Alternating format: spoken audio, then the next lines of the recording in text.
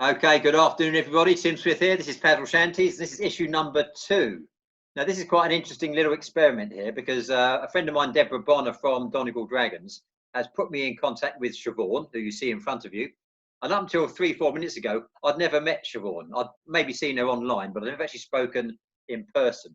So I know roughly what you're going to talk about. I know a little bit about you, but this is really not a step in the dark, but it's a voyage of discovery. So I'm really looking forward to this. So without further ado, because it's about you, it's not actually about me. Siobhan, welcome to Paddle Shanties. Would you like to introduce yourself? Just tell us a little bit about yourself and we'll get going from there. Over to you. Thank you, Tim, and thanks for inviting me. As you said, my name's Siobhan McNamara. I'm from Donegal Dragons. I live here in Donegal town. Always had a great love of the water. Had this perception that Donegal Dragons, which was a fairly new club when I joined, and other water sports were for super fit, healthy women, which was a category I most definitely didn't fit into. A major life event, I suppose, for want of a better way of putting it, made me take a close look at myself and made me very aware of my own mortality. I lost my husband to cancer in 2015. Realised I was the carer for my 4 children. There was no plan B with one of us gone. And it made me look very hard at my own fitness. It made me think that my own health, fitness and well-being had taken a back seat with having young children, and that it was really, I couldn't put it off any longer. It was something I had to deal with. By a happy coincidence, I got an invitation about 6 months after my husband died to cover an awareness event that Donegal Dragons were hosting. And a few days later, I was on the boat, which seems to happen to a lot of people who come into contact with Deborah and with Donegal Dragons. And it's been a huge part of my life since, a huge part of my healing, a huge part of my personal development. And having come that far myself now, it's wonderful now to be in a position, and chairperson of the club this year and last year, and it's wonderful to be in a position to be part of the support for other people now who are at different stages on their own journeys. We have a certain amount of our club are breast cancer survivors. We have people who work in very difficult jobs. We have people who have been through other traumas. We have people maybe who are stay-at-home parents and don't have a lot of other interactions. Yeah. We're open to men and women, but we find particularly the women find it hard to make time for themselves and do something that is just for them. So that's something we're always aware of and trying to support people to do that. And for me, when I go out in the water, I come home better and stronger and more able to be there for my family. So that's the main thing I get from it. Okay. I mean, what's really interesting, you mentioned a few things there that as a recurring theme throughout the whole sport of dragon boating, quite literally, you're all in the same boat. I know that we say that it's literally, but also it's a great leveler. And we, a good friend of mine, Pat Bradley, he's Canadian, but he coaches the US Senior C team, so over 60s in Florida. And we go out and we do a camp. We do one camp over there, Florida, this time of year. Would have been last week or the week before, and one in Spain. And what's interesting about dragon boating is you have people in the US team. So if you like, I know it's a small sport, but it's the elite in the sport. And you have people who are relatively new in the sport as well.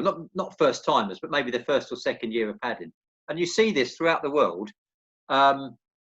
You get the people who are the top end of the sport mixing. You wouldn't get this in any other sport. I don't know any other sport where, say, Premier League football players, maybe Gaelic football players, I don't know, would be or would be in the same team. They might do for a charity event, but not a mainstream event. And this is something that's really interesting. And the other thing that people often say is, in dragon boating, it's not great for social distancing in terms of you're not just in somebody's personal space, you're inside somebody's intimate space. And it always surprises me, but I'm past being surprised now, that you don't have more disputes because you're right, you know, you're working hard and that sort of thing. But you mentioned you're the chair, so you're the boss. You're the boss lady, are you now? Well, I wouldn't put it like that. I'm just trying to give my bit back now to the club and to keep us focused and to, I suppose somebody has to be in charge. So we try and rotate our committee every 2 years, or at least some of our committee members, to give everybody a turn, and so that it is supposed to avoid that situation really of having a boss, you know, that everybody takes their turn, does their bit. A lot of people have skills over and above what they bring to the boat. A lot of people give back to the club, and it's just, we would see the committee as utilising those skills. We also have, as of this year, to take the pressure off the committee, because we're all volunteers. A lot of people have other jobs, children, different things going on. We've set up working groups within our clubs as well. So we have, people focused on our regatta. We have people focused on the helms and the helm training.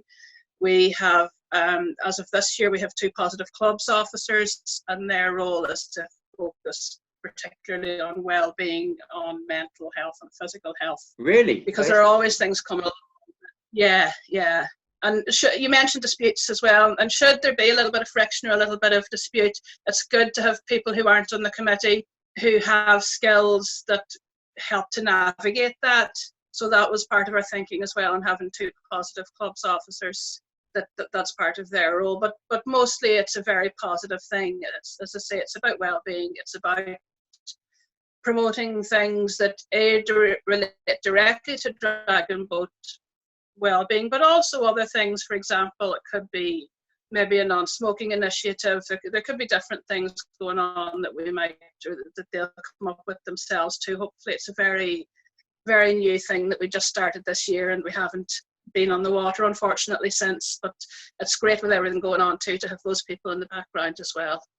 Well, that's really interesting, because I mean, lots of clubs. I mean, I'm involved with. I do some training for Pink Champagne breast cancer team, and also the Donegal Dragons, also co-located pretty much the same part of England. They're an all cancer survivors team, and lots of teams have coaches, obviously, but I've never heard of anybody yet, and this is a great idea, having somebody looking after mental or psychological health. Can you tell us a bit more about that? Because that's it's a requirement, and I'm really interested in the idea that you're using dragon as a common denominator, and you've got all these other offshoots as well, like your anti-smoking. So tell us more about that, because that sounds really interesting. So where the idea came from initially is there is a group in Donegal called Donegal Sports Partnership, and they are a body that promote and help find funding for different groups within the county, and they run this positive sports club initiative themselves. So they go into clubs, their facilitator goes into clubs, speaks to coaches, and a lot of it is about finding that balance between fun and competitiveness, which is a huge issue. I think probably a lot in breast cancer teams as well, that people come for something to do, to rebuild their lives, and suddenly they might find themselves in a competitive environment that mightn't be what they signed up for. Yet at the same time, for other people, that competitive environment and that drive and that focus is very much what they need in their lives, whether they're breast cancer survivors or not.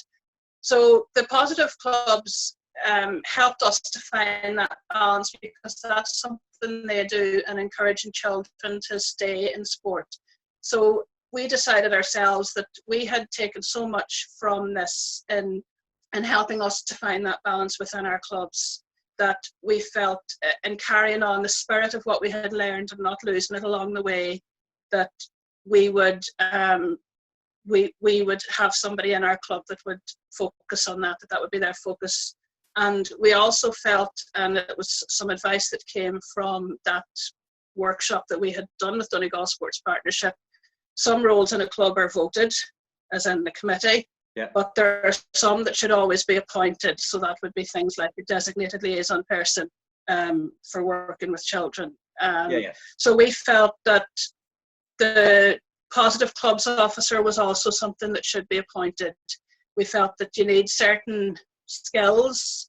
And the 2 people we have appointed, one is a retired GP. She's a fantastic driving force in our club and gives so much, and has a wonderful way of looking at things, of diffusing things. She's very generous, her name is, so she was one, and another lady was Sandra Ross. A lady called Sandra comes from a more maybe spiritual background, and we felt that they both had a certain maturity and calmness and assuredness about them, but also a willingness to deal with what needed to be dealt with. So we felt they would bring a lot of their own ideas, and as I said, if something arose that needed some mediation or needed somebody to help diffuse it or whatever, that they would also be great people for that. So that's where we are at the moment, and we're really looking forward to when we can all get together again to see how that develops.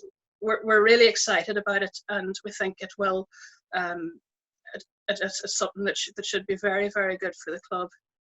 I would imagine. I mean, just setting aside the breast cancer angle or the cancer survivors angle for the minute, you'd think any club where you've got, say, people coming in from the community, then one of the big barriers, one of the psychological barriers, is even to getting involved in the sport, whatever your background, whatever your trajectory, where you're coming from.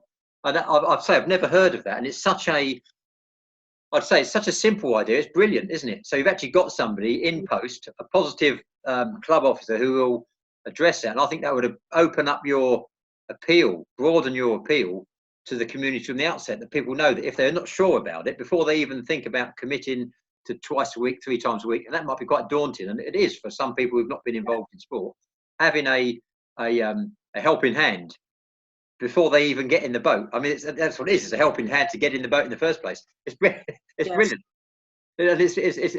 great. I mean, great to hear how that develops. Of course, if you've got a lady from general practice, medical general practice, then she's going to have all the bedside skills, so to speak, the patient skills, and the active listening that goes with it. That's fantastic. Yeah, absolutely. Now, you've been going. How long have you been going now? Is it 2015? Was it 2015, 2016? Yeah, we've been going since 2015. I joined in early 2016. Yeah. Right. So why Donegal? What was the seed sown there that got it going, or the catalyst? Well, you mentioned Deborah Bonner at the start of this. Deborah's our club founder, and Deborah is a breast cancer survivor. She had breast cancer at the age of 40. She is from a rowing background, and she attended an event in Donegal shortly after she had come out the other side of cancer. And it's an event called Relay for Life. I think they're held across the world through various cancer societies, but the one in Donegal goes to fund breast cancer research. It also celebrates cancer survivors in a very big way and their carers. And there was a talk at that by a very well-known sports person from Donegal, Jim McGuinness. He's the county football team manager, and he spoke about dragon boating. And it's sorry, I've heard of him. He spoke about sorry. Heard of him. You've heard of him? His fame has reached Stony Stratford, where I am. I've heard of him. Yeah. Yeah, he's made quite a name for himself, and he's been around, but he's quite the hero in Donegal, because he brought a very downbeaten team to the absolute top of the game, and we all walk a little taller, I think, because of him. So he was given a talk at Relay for Life, and he mentioned dragon boating and its benefits. So Deborah decided to give this a try. I know she'll tell you her story herself, but she travelled to Dublin initially to take part. She was getting up basically in the middle of the night on a Saturday morning to go and do a 4-hour bus journey to Dublin, 3-4 hour bus journey to get out and paddle and then come home. And so she thought, we're surrounded by water, we have the most beautiful bay in Donegal town, wouldn't it be amazing to do this in Donegal? Now, she's quite a determined lady, so she got going. She got a team together. They attended the Dublin Regatta. In Dublin, she met Peter Lee, who you may have come across, and Peter very kindly arranged for one of their old boats to come our way if we could get transport. So again, a local haulier, stepped up and arranged to take the boat over for us, and so we had our first boat, and it all started from there. Brilliant. Interesting you mentioned, in this case, Jim McGuinness, but lots of people who start breast cancer teams, survivors or survivors/supporters teams, would mention Don McKenzie. I'm sure you're aware of. Don McKenzie is the Canadian clinician who really got things going. In fact, a few years ago, I was doing something in Cyprus for an organisation basically called the Pink Mouflons, which is a Cypriot team, and Europa Donna, doing a bit of research, and I actually spoke to him.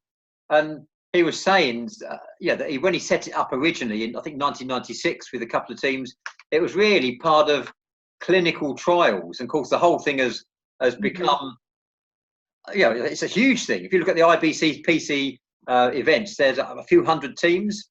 But he initially set it up not as a racing thing, but as the fraternity side of things. And it's interesting. I'm interested to see how you maintain the back, because different people. They are some breast cancer teams look at the fraternity stuff and don't do the racing, and other teams are more focused on the racing. I think even at the International Breast Cancer Paddling Commission events every 4 years or so, it's the way they pitch it. It's competitive. Well, it's participatory. So what ends up, you end up having, you probably know, you end up with, say, 200 teams who do a ranking race, and then they end up racing within their own small group. So it's fraternity, and they all end up coming first, second, third, or fourth. It doesn't matter if they're the 12th race or the 10th race. And I think how they've achieved that, they've satisfied those who want to race and achieved a really good balance. So I'm just interested how you've achieved that balance, or what your thoughts are on the community paddling stuff and the race stuff. It's obviously important to people. So how do you strike that balance? Okay, so what we do within our club is we have Monday night is race training. Right.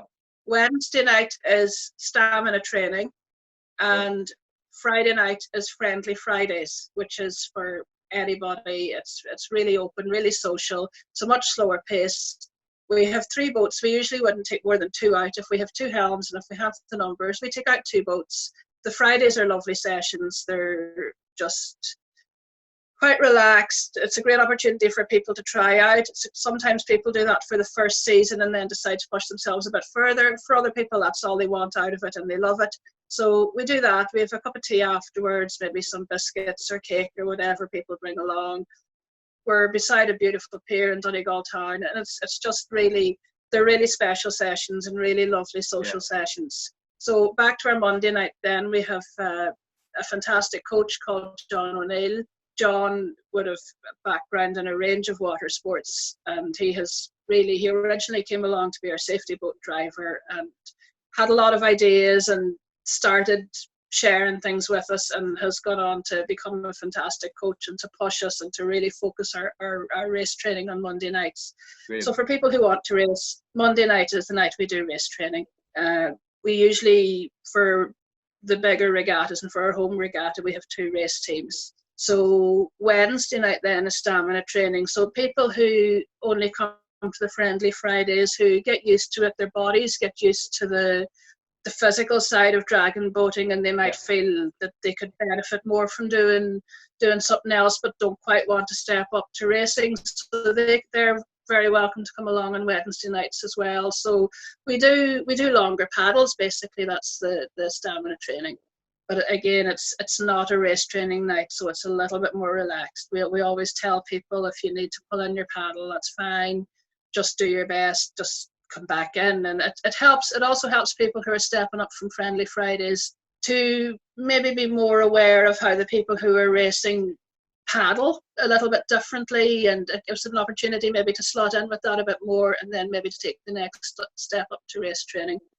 But then we also have people who come along and go into race training straight away because that's their nature, or because they become really excited by it.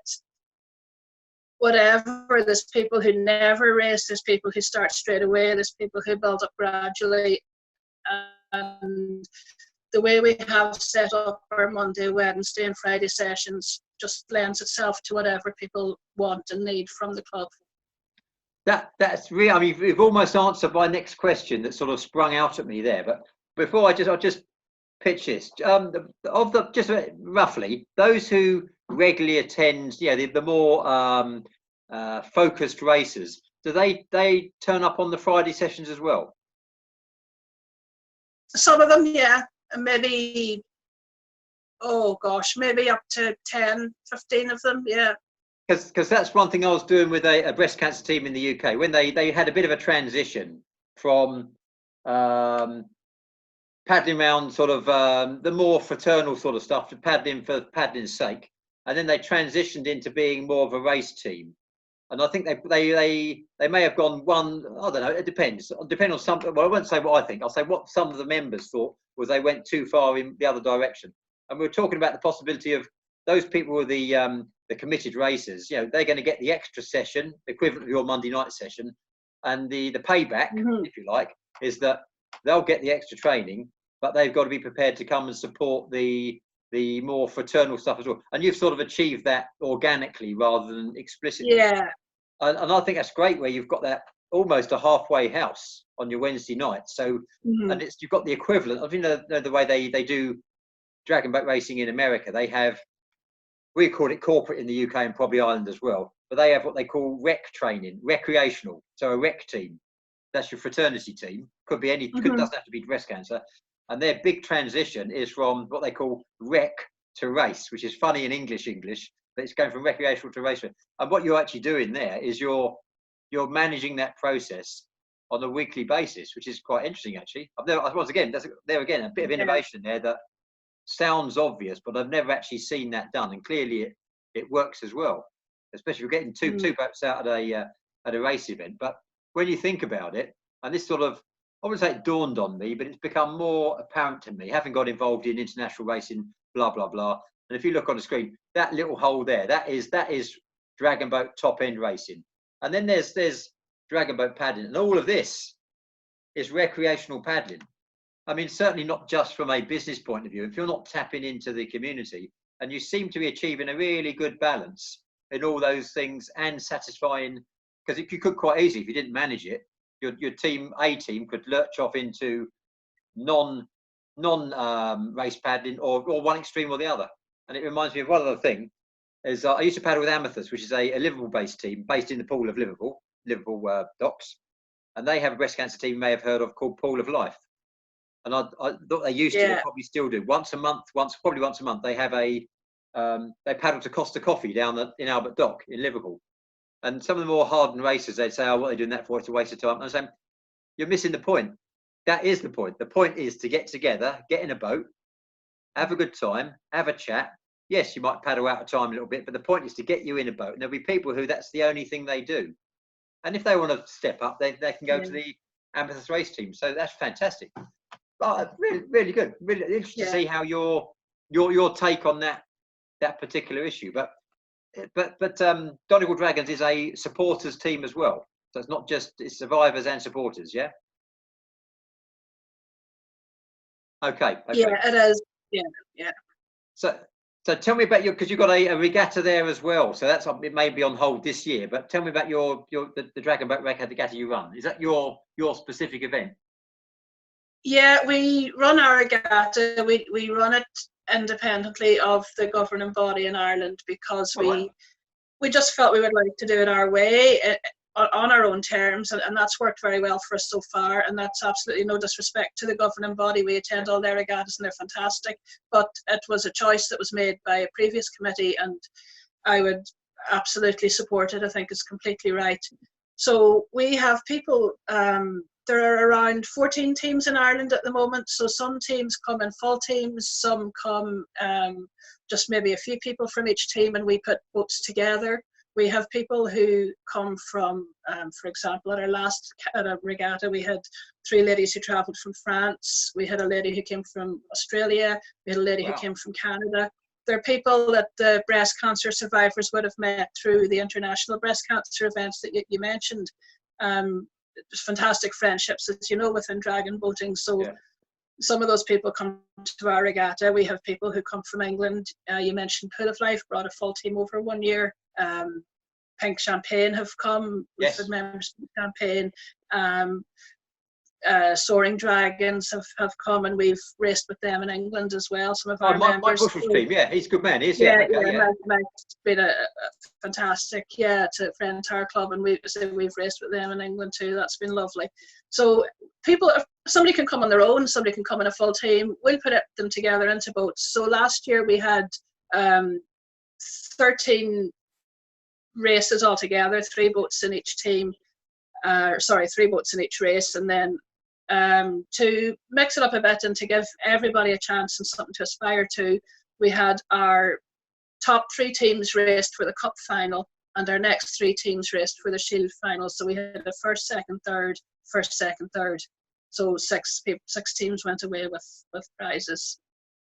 And we're tidal, so that obviously influences when we can hold our regatta. It's not going to be held on the same weekend every year because we can't hold it during spring tides. We have to hold it when the water's a bit more, doesn't go down quite as far. So it's decided from one year to the next when it'll be held, but it's usually held in August. We won't be able to hold it when we planned to hold it this year, which was the first weekend in August, but we're not entirely ruling out at this stage maybe being able to hold something later in the year. We're keeping an open mind on it. So that's where we are at the moment. And it's just amazing. It's a great opportunity for people, for our community, to come down and see what we do. And it's something that is it's such a spectacle, dragon boat racing. You have the drum and the colour and all the teams, and people come down. And I think, you know, dragon boat, the thing I love about dragon boat racing is that, and not just racing, participation at any level, is that it's open to people of all ages, of all body types, of all fitness levels. And when people come down and see this and look at, you know, myself, for example, I'm not somebody that people look at and see as a sports person or an athlete, but I can give as good as anybody on the water. There are people that, I remember somebody at a regatta making a crack about a team being the bingo bus, but they blew everybody else out of it in the boat. And I think that that's a really important thing that our regatta allows us to show our community, is that regardless of your age or your body type or the perception people have of you and your fitness, you can do this and you can be really, really, really good at it and really achieve something. And so that's part of what we're able to show as well.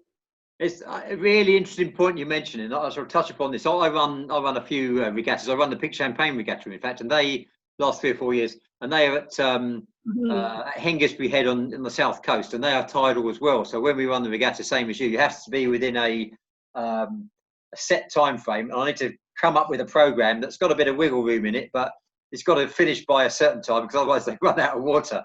But that's that. But the other thing is, I think about dragon boating is, most certainly European cultures have some aspect of their culture is to do with boats. It could be Vikings, it could be Norsemen, it could be traveling or whatever. So even though it's an ancient Chinese sport, there's something about the DNA of people, certainly in UK and Ireland, and it could be the Viking side of things, I don't know, that appeals to people in boats. But you mentioned about the fraternity things, and, you know, whether you're talking about an international regatta or going on holiday and there being a local dragon boat team, you always find this where people, it's like paddle tourism. So I go on holiday and I make a point of visiting Donegal or London or whatever, or checking out who's paddling where when they're there. We did the same. Went to Singapore with my son last year, and we did a race when we were out there, same sort of thing. So that's a nice little, and you tend to meet the same people around the world. Yeah, if how you race is fantastic in terms of fraternity and socialising. So just moving on, talking about socialising and social distancing. So what are you doing at the moment? Obviously, you can't get in a dragon boat, and obviously dragon boating is for great socialisation, but bad for social distancing, because there's going to be up to 22 of you in a boat that's 12 metres long. So what are you doing off the water just to keep the fabric of the team? I sort of know half of this, but keeping the fabric of the team together, keeping people socially included whilst they're socially distanced. What's going on with you now? So we're doing a few things. We have a team app, the teamer app that we are set up on as a team, and Deborah gives daily motivational talks on that, encourages people in fairness, she's missed about 4 days when some of them have stepped up to do it since lockdown began. Every single day she puts something up. She talks a little bit about how, you know, we're encouraged to talk about how we're feeling about everything, and we have been a lot of people have been doing daily 5k walk just to keep our fitness, and because we're all doing it separately but as a club, it still feels like you're part of something. Encouraging people to do exercises at home, to do fitness things. Your own videos and the Zoom sessions you've been doing with other clubs have been fantastic. We've been able to join in some of those, and are very excited about getting some of our own. We've been talking to people about our own coach came on and showed people how they could make a makeshift paddle using resistance bands and a broom handle and tying it to a fence, basically, things like that. So just trying to keep in touch through Teamer. We've also, a lovely thing we did lately is that 10 of our members are frontline workers. A lot of them are nurses. We have a Garda, which is the Irish police. We have somebody who works in the Chatton Family Agency. And we were able to give them little gift packs and go out with respect for social distancing and all that, drop them off to them. We have a GP as well. So just acknowledging our members that are tackling this in a more head-on way at the moment than just the inconvenience of having to stay at home or missing the boat. So very much keeping the spirit of the club and the spirit of the support and friendship that goes with our club and with dragon boating alive as well. Okay, it's really interesting because, I mean, this time of year normally, I mean, it's bizarre. For me, it's bizarre because I'm now, I've got the privilege, and it is a privilege, and I'll never lose sight of that, to be training people, bizarrely, in 5 countries from my back garden, all via a social media platform called Zoom. Okay, it could be another one, but that was unexpected. But what I've found, this time of year, normally I'd be traveling around, I've got, I might be running a training camp here, whatever, Cyprus, blah, blah, blah, and that sort of stuff. But even though we're socially distanced, I've found myself being more socially included in my community. So I live in a place called Stony Stratford, outside Milton Keynes. My wife has had a bike in the shed. It's raining now today. She's had a bike in the shed for years and years, and now she's out on a bike every day. She's a vet, so she's furloughed at the moment. And even though you're socially distanced, I'm interacting with more people. I'm Bournemouth Dragons, who I do some coaching with. I couldn't really get down to them last year too much, and now I do a weekly session with them. So I'm actually, even though it's social distance, I'm seeing people more. So it's amazing how it's going. I'm hoping that when it all finishes, and it will finish, we don't forget some of the lessons that you learned from that. But that's such a really interesting setup you got there. And I'm going to talk to Deborah, see if I can, if she doesn't mind if I listen into some of those, because I'm really interested in people's, like I say, not just backstories. That's the reason for this little feature, but also the way people get their message across. And I've got an interest of that since I was a police officer and used to interview people for different reasons. It's just an interest that I've got. Okay, that's fantastic. So just moving on, that's on 30 minutes already. So what plans have you got for, at the end of social distancing? So where's the club going in the middle future, the distant future? What's your plans there?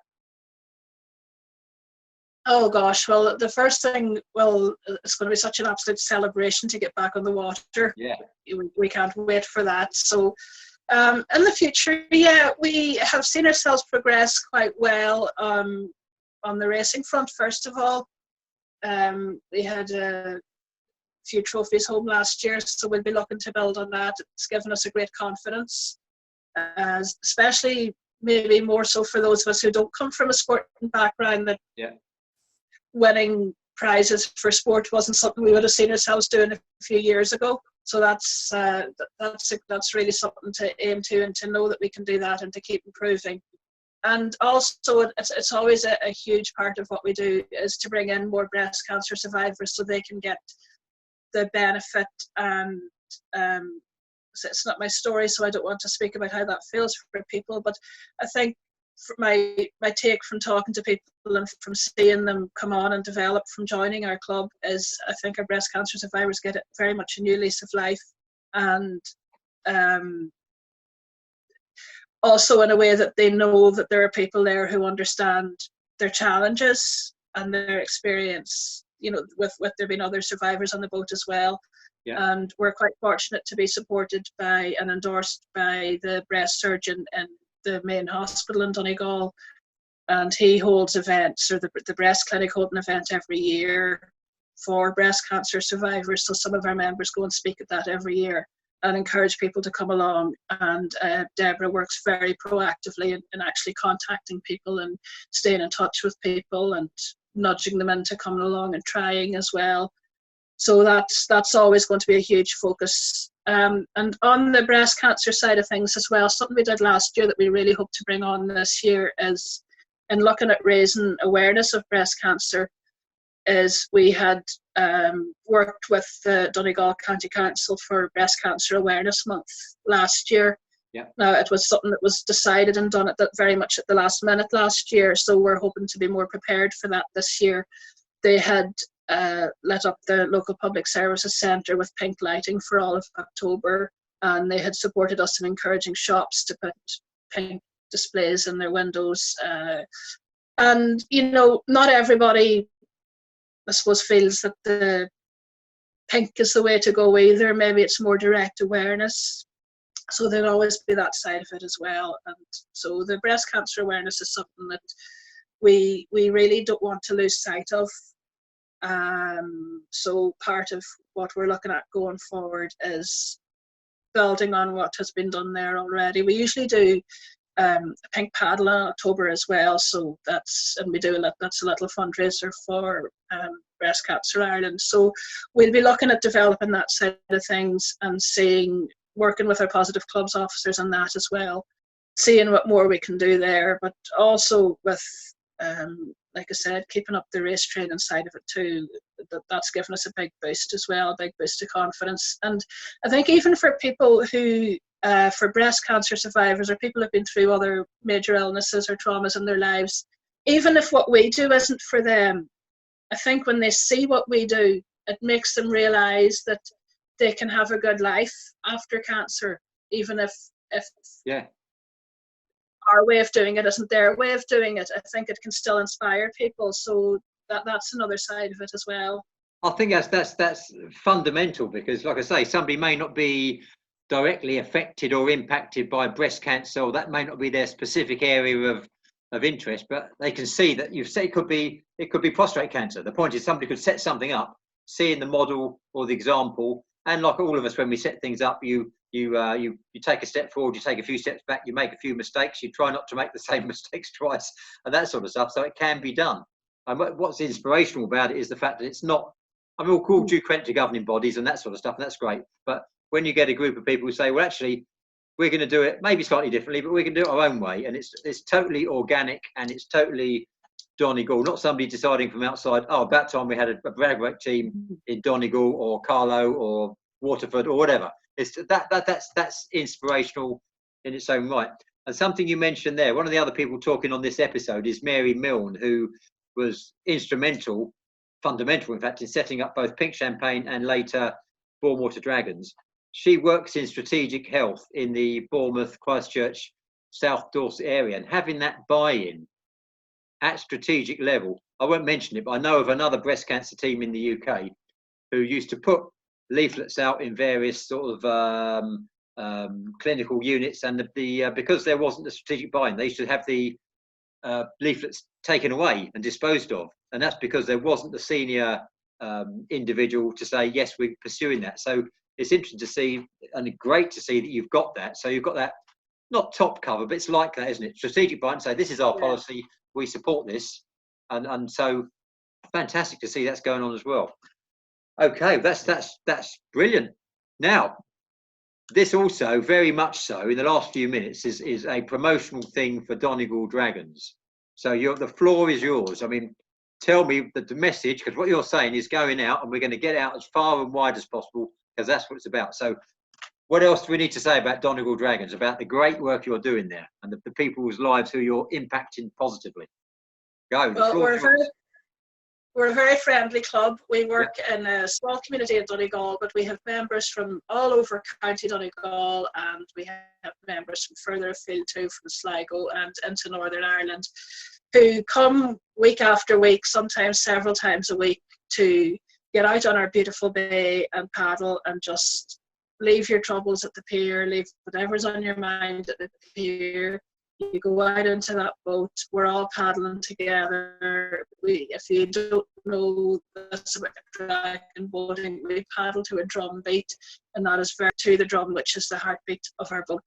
We, as mentioned in the interview here, we are open to everybody. If this is your first time in the boat, if it's something that you've seen or heard of and thought, I'd like to give that a try, that's absolutely fine. You are more than welcome to come along and give it a try. If you want to push yourself harder, if you really just want to achieve something that you never thought you could achieve, we will help you and support you with that. And the reason we can do it is because that's what we've done ourselves.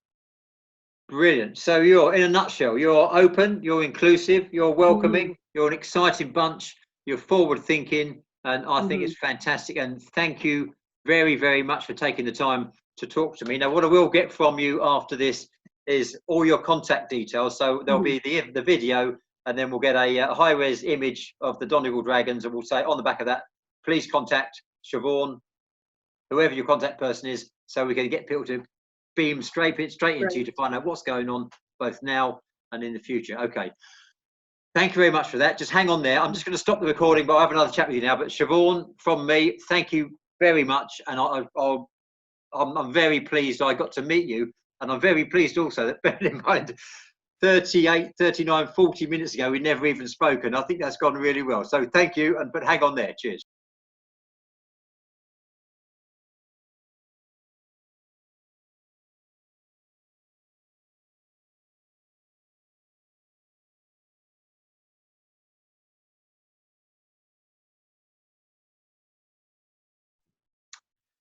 Okay, good morning, everybody. This is Paddle Shanties issue number 2. In fact, it's picking up quite nicely, and I'm very proud and very pleased to introduce a friend of mine I've only met recently. You've been coming to some of our exercise, lots of our exercise classes. This is Deborah Bonner, who's a chief instigator in the setting up and running of Donegal Dragons, and you put me in contact with Siobhan, and I've interviewed her already.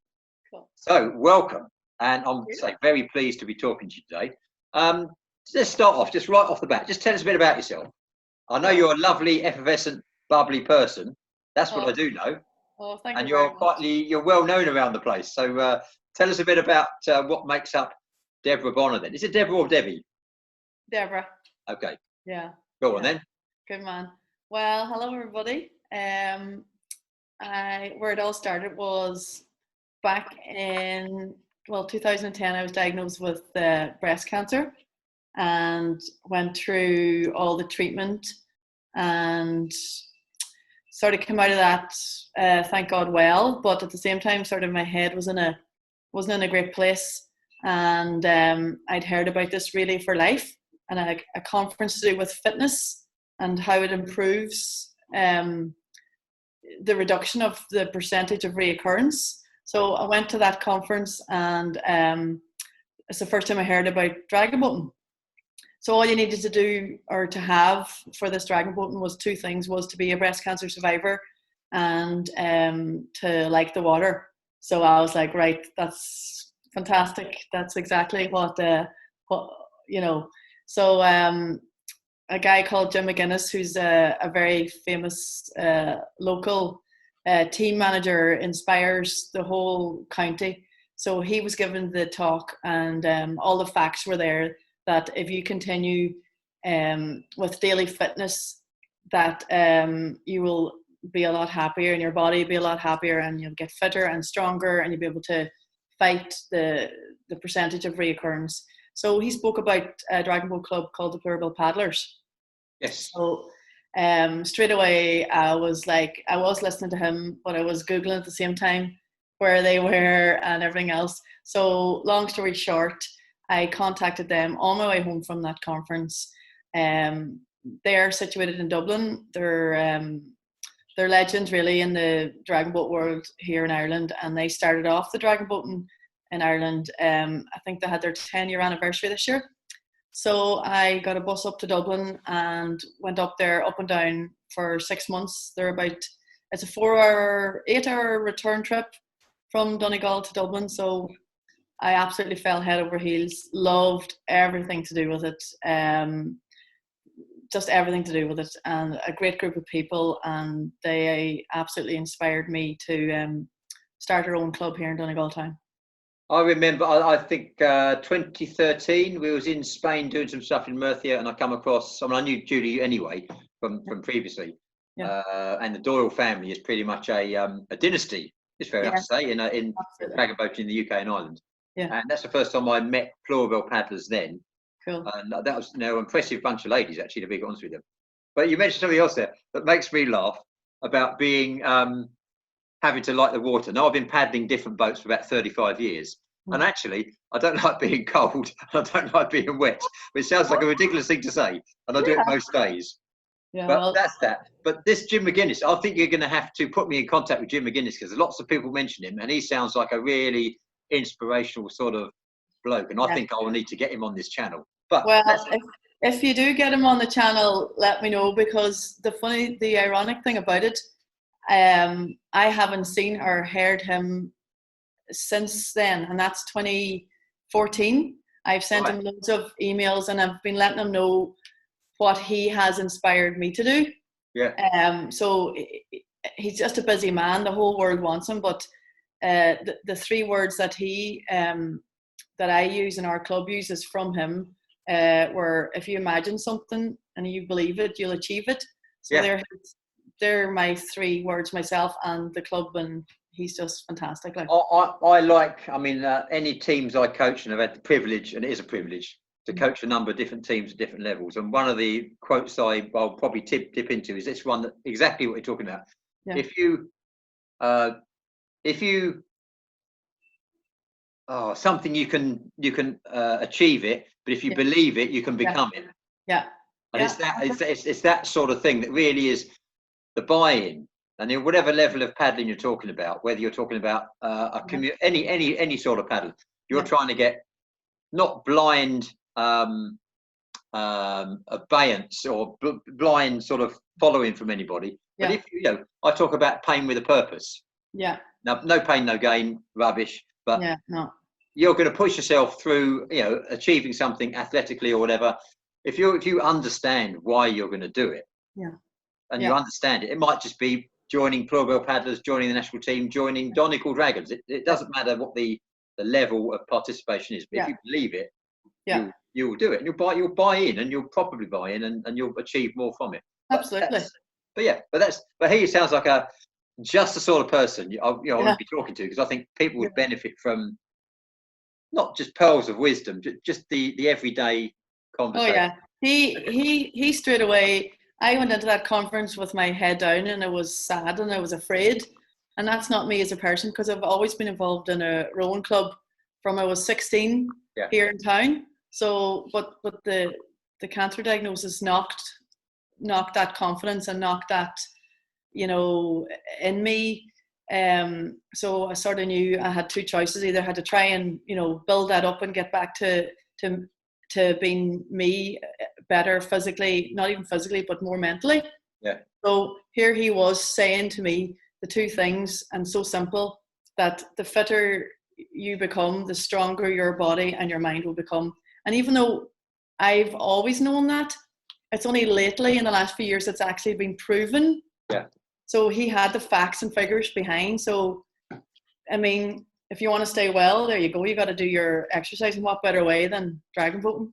Well, I think it's true also, because now we're in the depths, or maybe hopefully coming out of the idea of the SARS-2 coronavirus, and these things that we fundamentally know. The fitter you are, the analogy I use is in dragon boating. We understand dragon boating, and you go into a race turn. Yeah. The faster you go into a turn, the faster you're going to come out, because you're going to lose a certain amount of speed. Yeah. You see what I mean? It's the same sort of thing. And in fact, I'm getting into. I do level 3 personal training, and subject to restrictions, I'm trying to do my level 4, because I want to start getting involved in GPs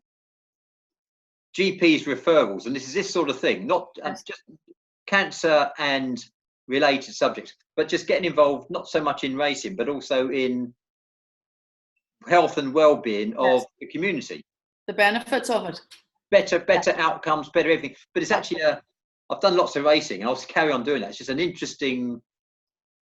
Because you are, and I say this to Pat Bradley. We have this conversation frequently.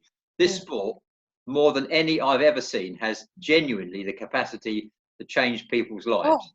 Oh, it's amazing! In this town, like, all I ever wanted firstly was for myself to get all those benefits, and then that goes off on the family, and they're happier, and I'm happier. But we have 60 members last year, and every single one of those 60s are getting the benefits that I'm getting. And believe it or not, 4 or 5 seasons on, it's only last year that I actually realized that everybody else was getting the same as I was getting, and that made me like, wow, just a purpose, and you're getting fitter, and you're getting stronger, and you're happier, you're enjoying there's just so many words to describe dragon boating and what it does. It's just amazing being on the water, the sound of the water. Like, we paddle on the Atlantic Ocean, and someday, Tim, you'll definitely, you're more than invited. Those boats aren't really made for the ocean, but we have a lovely calm, well, not calm all the time, but a bay, an inlet where we're protected. There's always, land on each side, and to hear the water, the birds, the seals, some days it's calm, some days it's wavy. It's just invigorating, Yeah. Exactly this again, and I'll jump across to something. I do some stuff in Yeah. Cyprus, and I've got amongst other things, I've got an OC6 to V6 out there. Yeah. And we take people, when I say offshore, it's about a mile offshore. There's an old, off Paphos, there's an old wreck that sunk in the 70s. Yeah. And because we do it, we're paddling offshore, mile offshore, 2 miles offshore, and it's a safe boat and everything and all the rest of it. We don't go out in dark conditions. Yeah. And then you see this, and they could be our sort of age, that you see people's faces light up because you've taken somebody outside their comfort zone. They get to see, in this case, Cyprus, or it could be Donegal, from a different standpoint. And this whole idea, this group experience where you are literally all in the same boat, all experiencing the same thing at the same time. Yeah. And I mean, this is a daft example, but I spent a bit of time in my youth in the military. I was a parachutist, and forever, all that's involved in that style of parachuting, you have an understanding with somebody, whatever it might be. It could be a motorcycle, bike gang. That shared experience. Yes. There's something about it, and that really, and I haven't really got I've got a loose idea of the questions I'm going to ask you. But that really nicely brings me on to what is the difference between Donegal before and after dragon boating. You've gone down that line already, but let's expand upon that because that's really interesting. Yeah, well, there are different types of support in the town, but now our club provides a support where everybody's welcome. Yeah, it's all ages. It's whether you're cancer survivor or not, and whether it's breast cancer or cervical cancer or prostate, whatever it is. So since the club has been formed, it's a safe and happy and welcoming place to come down. There's a place for everybody. Yeah. A lot of people come down and they're absolutely afraid of the water, and they might never go on the boat. Some people come down just for social paddling, for recreation.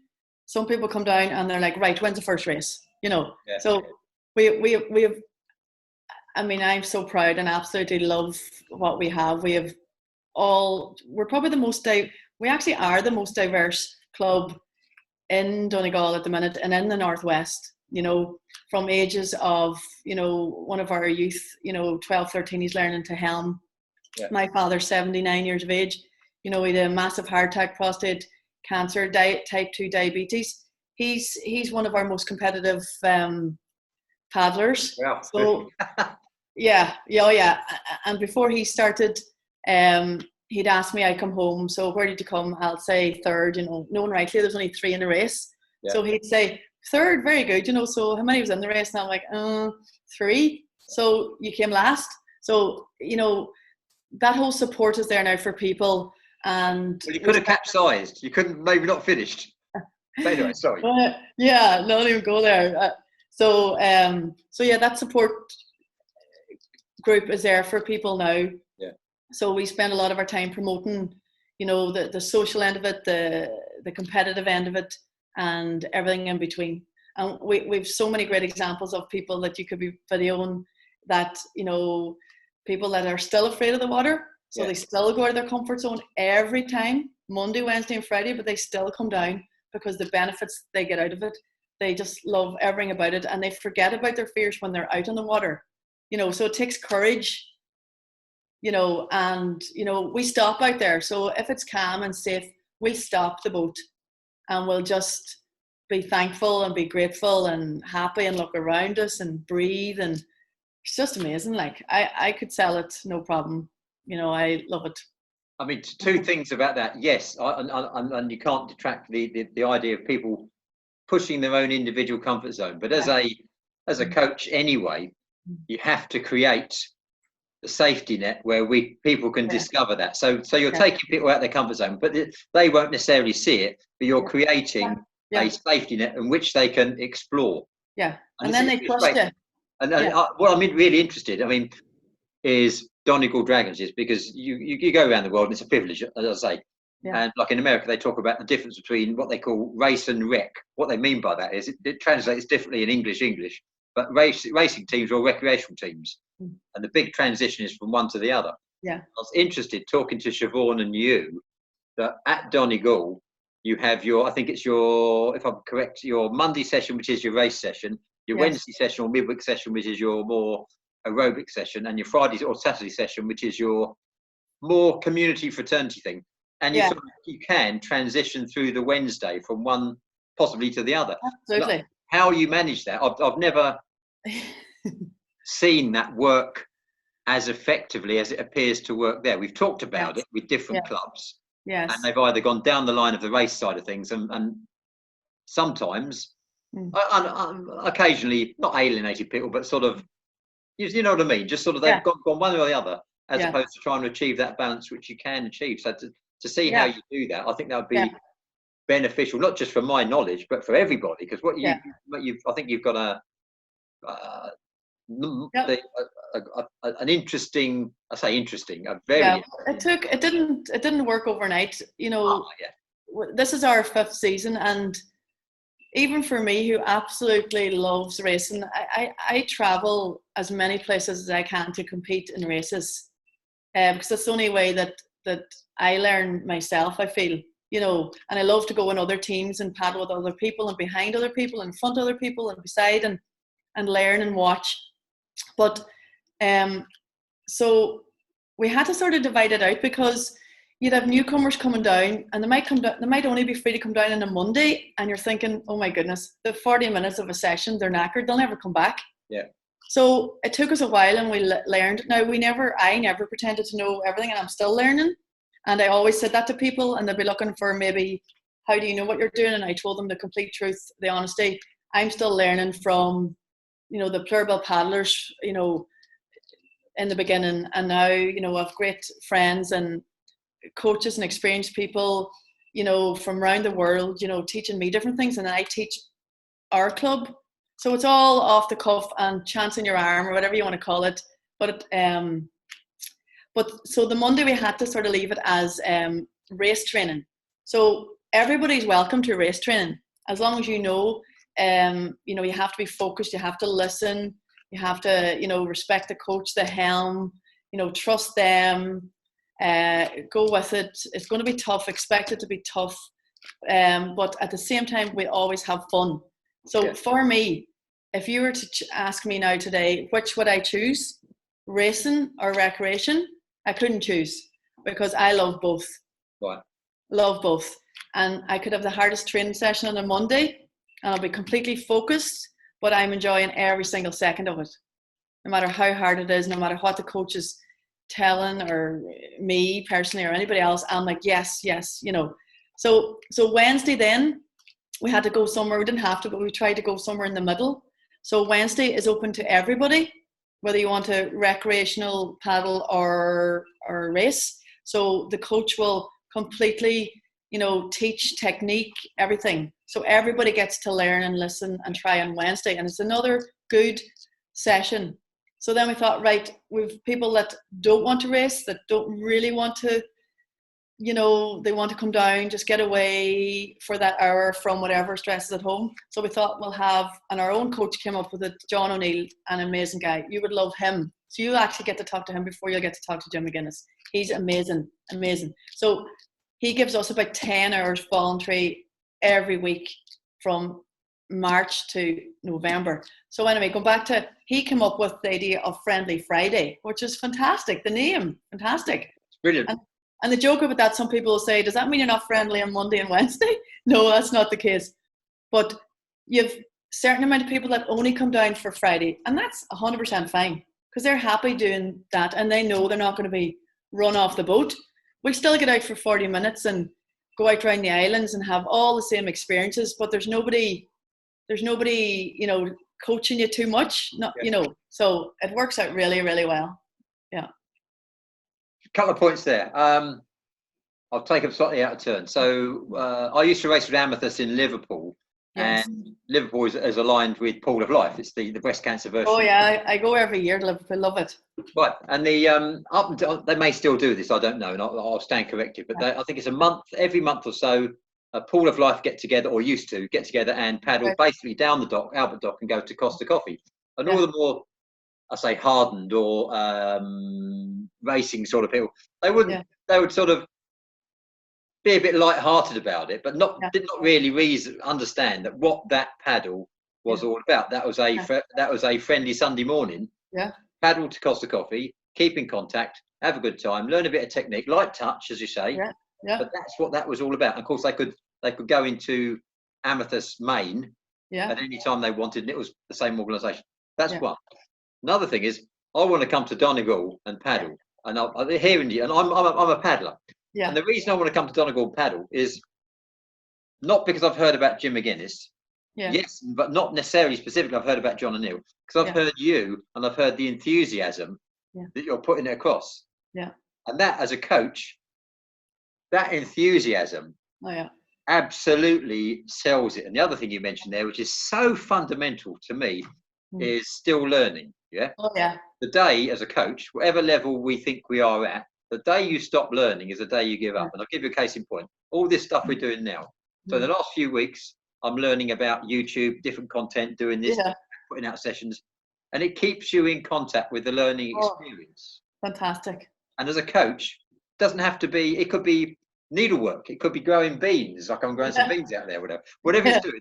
You've got to keep yourself in contact with the learning process. Then I think you keep in contact with the way your athletes, participants, paddlers learn themselves. And like I say, otherwise you end up in an ivory tower. Do this. I'm the coach, head coach, blah, blah, blah. Coach says this, coach says that. No way. That just doesn't work for me. No way. Yeah. And that's absolutely brilliant. In fact, I mean, you've sort of, we've. I was going to ask you about the happy relationship between you and the fact that you've mentioned the happy relationship. What since we're talking about enthusiasm, what makes, apart from dragon boating, what makes you happy? Because you're a happy, bubbly individual. I spend every day trying to live as well and as healthy as I can. For me, it's all about well-being. Yeah. All about well-being. Now, it always was growing up. I always was involved in exercising and always in team sports. And my father still is a great, mentor. He says if you do nothing with your day except your one bit of exercise, you've done everything in your day. So my number one, I get up in the morning. It's all about what I eat. Good sleep, good rest, daily exercise, and just that. I don't like the word addiction, but that I can't tell you what dragon boating means to me. So right. Yeah. You are an interviewer's dream, by the way, because you link everything. I do eat, sleep, and drink it. Yeah. If I was to show you what's around me at the minute, there's a beautiful painting on the wall behind me up here that my family gave to me for my 50th birthday this year. Yeah. It's the very first time that we had our boat out in Donegal town. Can we see? Are you on a laptop or are you on a laptop? Yeah. Oh, can we see it? Can you? Yeah, absolutely. Yeah. Can I see it, Greg? Oh right. Yeah. It's a painting. That's a painting. Yeah. Wow. Amazing. And where I am? I'm on the drum. And so everything around me is dragon boating. This is our kitchen, and I have my paddle Eric in the kitchen. Well, same here. I've got my Eric there. I've got my exactly. Yeah. I think the place is full of kit. Yeah. So I do, and everybody knows it. I just love everything to do with it. And mainly because it keeps my mind well. Yeah. I still have a big fear of reoccurrence of the cancer, and there's no point in telling you I don't. So that keeps my head as well as it can be. Yeah. And that's why it's been a massive struggle for me this last 7 or 8 weeks, because since I was introduced to dragon boating in 2014, So that is 6 years. So this is the first 7 weeks in 6 years that I've been sort of lost. Yeah. In my mind. And I didn't realize it was going to be for 7 or 8 weeks. So we thought it was only going to be 2 weeks and 2 weeks and 2 weeks. So me being me, I go into a mode that, right, okay, so we're not going to get dragon boating. That's fine. It's not fine, but okay, I can kayak. So I kayaked away and then we weren't allowed to kayak. So I thought, what am I going to do? Because I'm not a gym person. I do go to the gym. I go to a personal trainer. He keeps me educated in strength and weights and all that. But anyway, as you know, you couldn't go anywhere. There's no gyms. There's no nothing. I'm very social. I love people. I go to Pilates. Just love being around people. You sort of have to cheat me into exercise, even though I do love it. Yeah. So I thought, this is going to be a real struggle for me. And that's where I found you. So where there's a will, there's a way. I was searching and I'm thinking, the Vikings, we get on really well with the Vikings club. And I thought, what am I going to do? And so I got a fish tank. I don't know if you saw the fish tank. My husband, I have to really thank him as well, because he's amazing support. I drive him crazy and it's all about dragon boating. So I thought, I have to be able to paddle somewhere. So I got a fish box, measured the whole lot, got it delivered, wrapped it up, put radon barrier in it, filled it with water, and the rainwater's keeping it going. So I get out to paddle at that as often as I want to or need to keep my mind well. How big is this fish tank? The fish box is a 4 foot by 4 foot. It's just outside the window, and I've done a video of it. It's just, you'd absolutely love it. The whole world is trying to get their own fish boxes, all my paddling friends. So that's what's kept me going. I can't tell you how happy it's made me. It's far better than the paddle erg, which cost a lot of money here behind me. What do the fish think? Are they fishing it?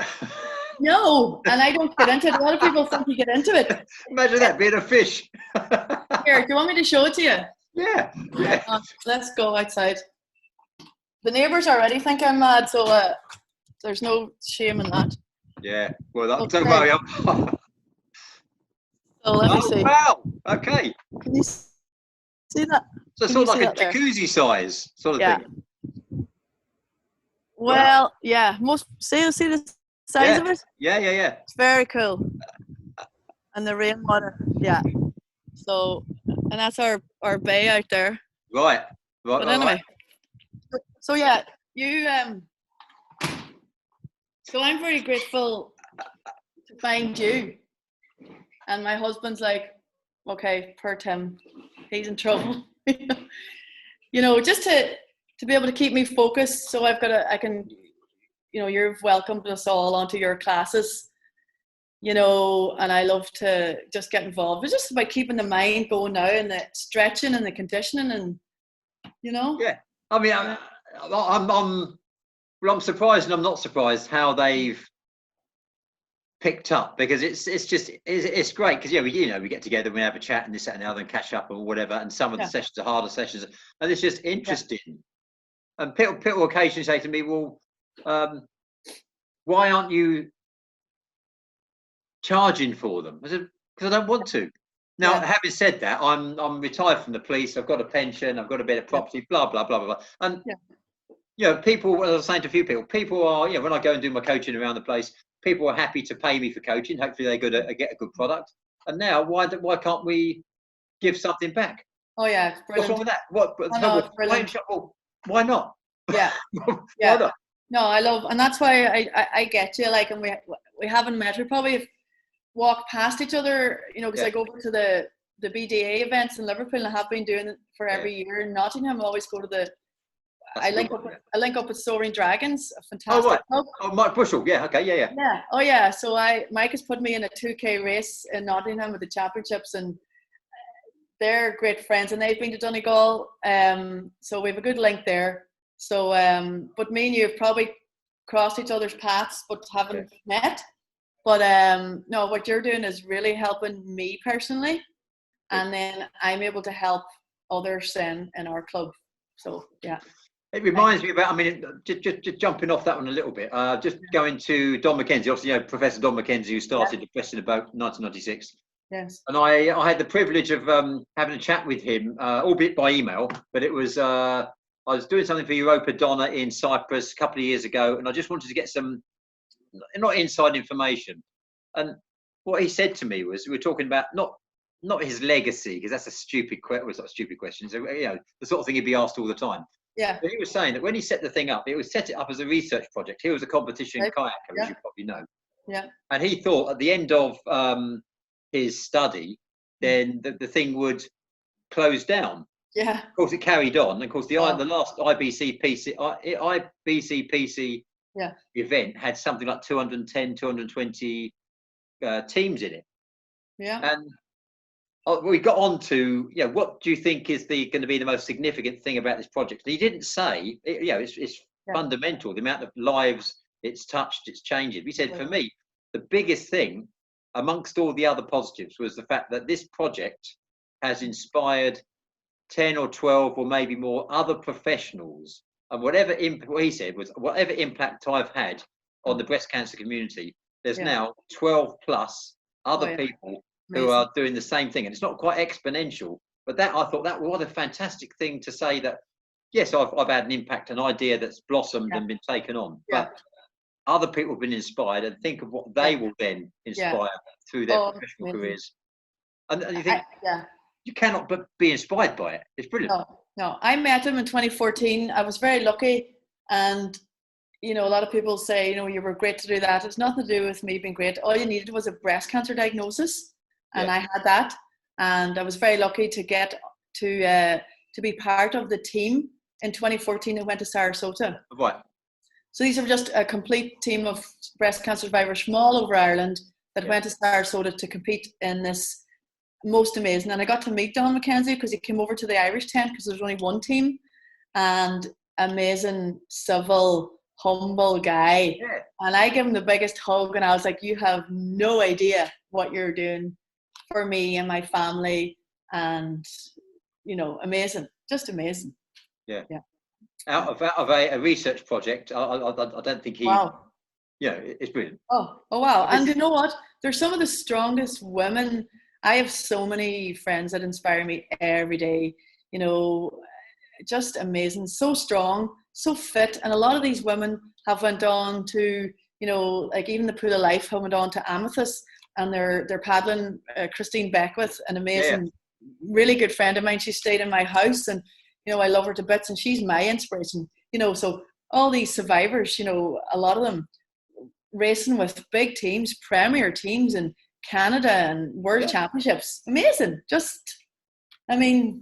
You're thinking a cancer diagnosis for that. Who would have thought, people, this term serendipity, the pleasant happenstance, things happen to, the stars are aligned or whatever. In my experience of serendipity, and this is a good example, most instances of serendipity involve a huge amount of background graft and work to bring the thing into fruition. And so it's a superficial term to say, well, it just happened. Well, it didn't just happen, actually. Things have to, there's these motivators and people working around. And actually what this channel actually really is about for me is not so much, all due respect to all the great and the good in the sport, and that's fantastic, and the strategic side of things. It's the people who are not unsung heroes, that as well, but just doing the stuff, making a difference. Loving it. They're making a hell of a difference. They're not looking for plaudits. They're not looking for accolades from anybody. They're just doing the job because it's doing some good. Absolutely. It's doing a huge amount of good. These people should have awards all the time if they're doing that sort of stuff. Oh, yeah. Brilliant. Now, talking about the inspiration side of things, a little bird, it might be new actually, I can't remember. Somebody told me that you do inspirational talks, or you get together is it daily basis? What's that? Because we use an app called Teamer. Right. It's a fantastic free app, a brilliant channel for communication. So especially now I've always put up encouraging messages weekly, but especially in the last 7-8 weeks when we're not together, I try to put up daily chats, we have weekly challenges, physical challenges, trying to keep people just motivated and exercising, and whether it's walking or cycling or, we're not allowed to swim anymore. So, so I do put up encouraging messages that both help me and help others, because the club's no good just with one or two people. You need everybody. You need you need the ones that are competitive. You need the ones that need the help. It's just, so yeah, I do put up those pretty often. I enjoy doing it. I like encouraging people, but the biggest challenge for me, and I only realized that last year, we had a course. It was to try and help us as a club to learn. So I just forget the name of it at the minute anyway. But so what I learned myself was not to expect everybody to be as excited about it as me. Yeah. And that was my own challenge, because I would see people coming down, say if we had training at 7:00, and 7:00 meant you're ready to do your warm up. So I would see a few people come down at 7, getting out of the car at 7. So I'd be like, so I had to learn a lot myself to not to expect people to be as excited or as enthusiastic or as, focused. And so I have learned a lot myself. So now, but I still encourage, because I didn't want to be put off by that either. What's the point?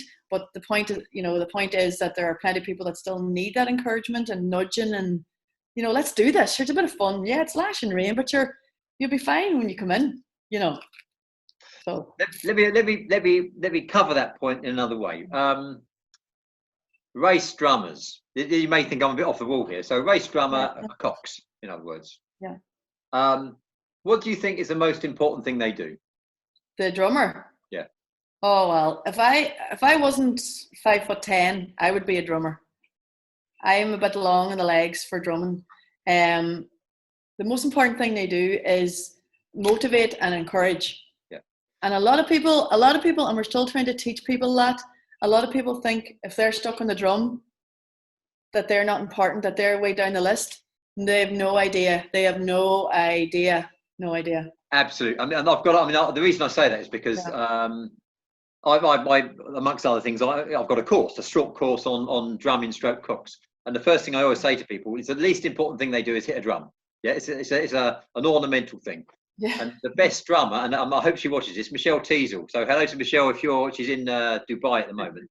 Good. She's a very amazing. She's a fine arts dealer. So she spends all of her time talking to polite people, polite society, buying and selling all sorts of Rodins and stuff and all sorts of stuff. On the front of a dragon boat, I've never come, but she is by far the best. And it's motivation. Wow. And I remember, she throws a few F's into the club, so it seems on the way down there. GB Premier Team 2017, we're in a world final, 500 metres, and she was swearing that much. In a bit of a race, I had to sort of laugh to myself, because what I'm listening for is not the words. There'll be a set repertoire of things she'll say. Yeah. I'm feeding off the emotion. Yeah. And it's inspirational. It's that sort exactly what you're talking about. Oh yeah. Oh, I know it. And I'm still trying to educate our own members on that. If you're a drummer, you're not being demoted. A lot of people think you're being demoted. And I'm like, you've no idea. So like I drummed myself for the first few seasons, but then I personally needed to step back to improve my own paddling. But no, we're going to put a lot of work into making people realize how important the drummer is, and for them to feel as good, especially in a race, if you win or if you do well or beat your own time, how important they are to. Okay. Rhetorical question, because I think I hope I know what you answer. Well, whatever you answer. Where is the engine room in a dragon boat? The official engine room, or the engine room where I think is? Where is the real engine room? I know what you're going to say. You're going to think like me. Well, where is the engine room in a dragon boat? Well, that's like okay, so the official textbook engine room is the middle of the boat. Yeah. But again, and we printed out sheets for everybody's position, because a lot of people think that if you're at the back of the boat, again, you're demoted. Where I love the back of the boat myself. I paddle, I'm rarely in the engine room. I'm mostly either in the front 2 rows or the back 2 rows. But so to answer your question, where's the engine room? The engine room is everywhere. Brilliant. I've got to say, I ask everyone this question. To my mind, the engine room starts at the dragon's nose and finishes at the tip of the dragon. Because if it doesn't, and if it doesn't include the helm steerer, the drummer cocks, and every individual who's paddling, what are you doing there? Oh no, because absolutely beautiful. God, it made my day. Well, if you could be the best paddler in the world and the strongest and the fittest and the happiest and the healthiest, if you put one stroke of a paddle in off timing when everybody else is going the right way, that's like a handbrake on the boat. So it just shows you how easy it is for one person to put off the boat.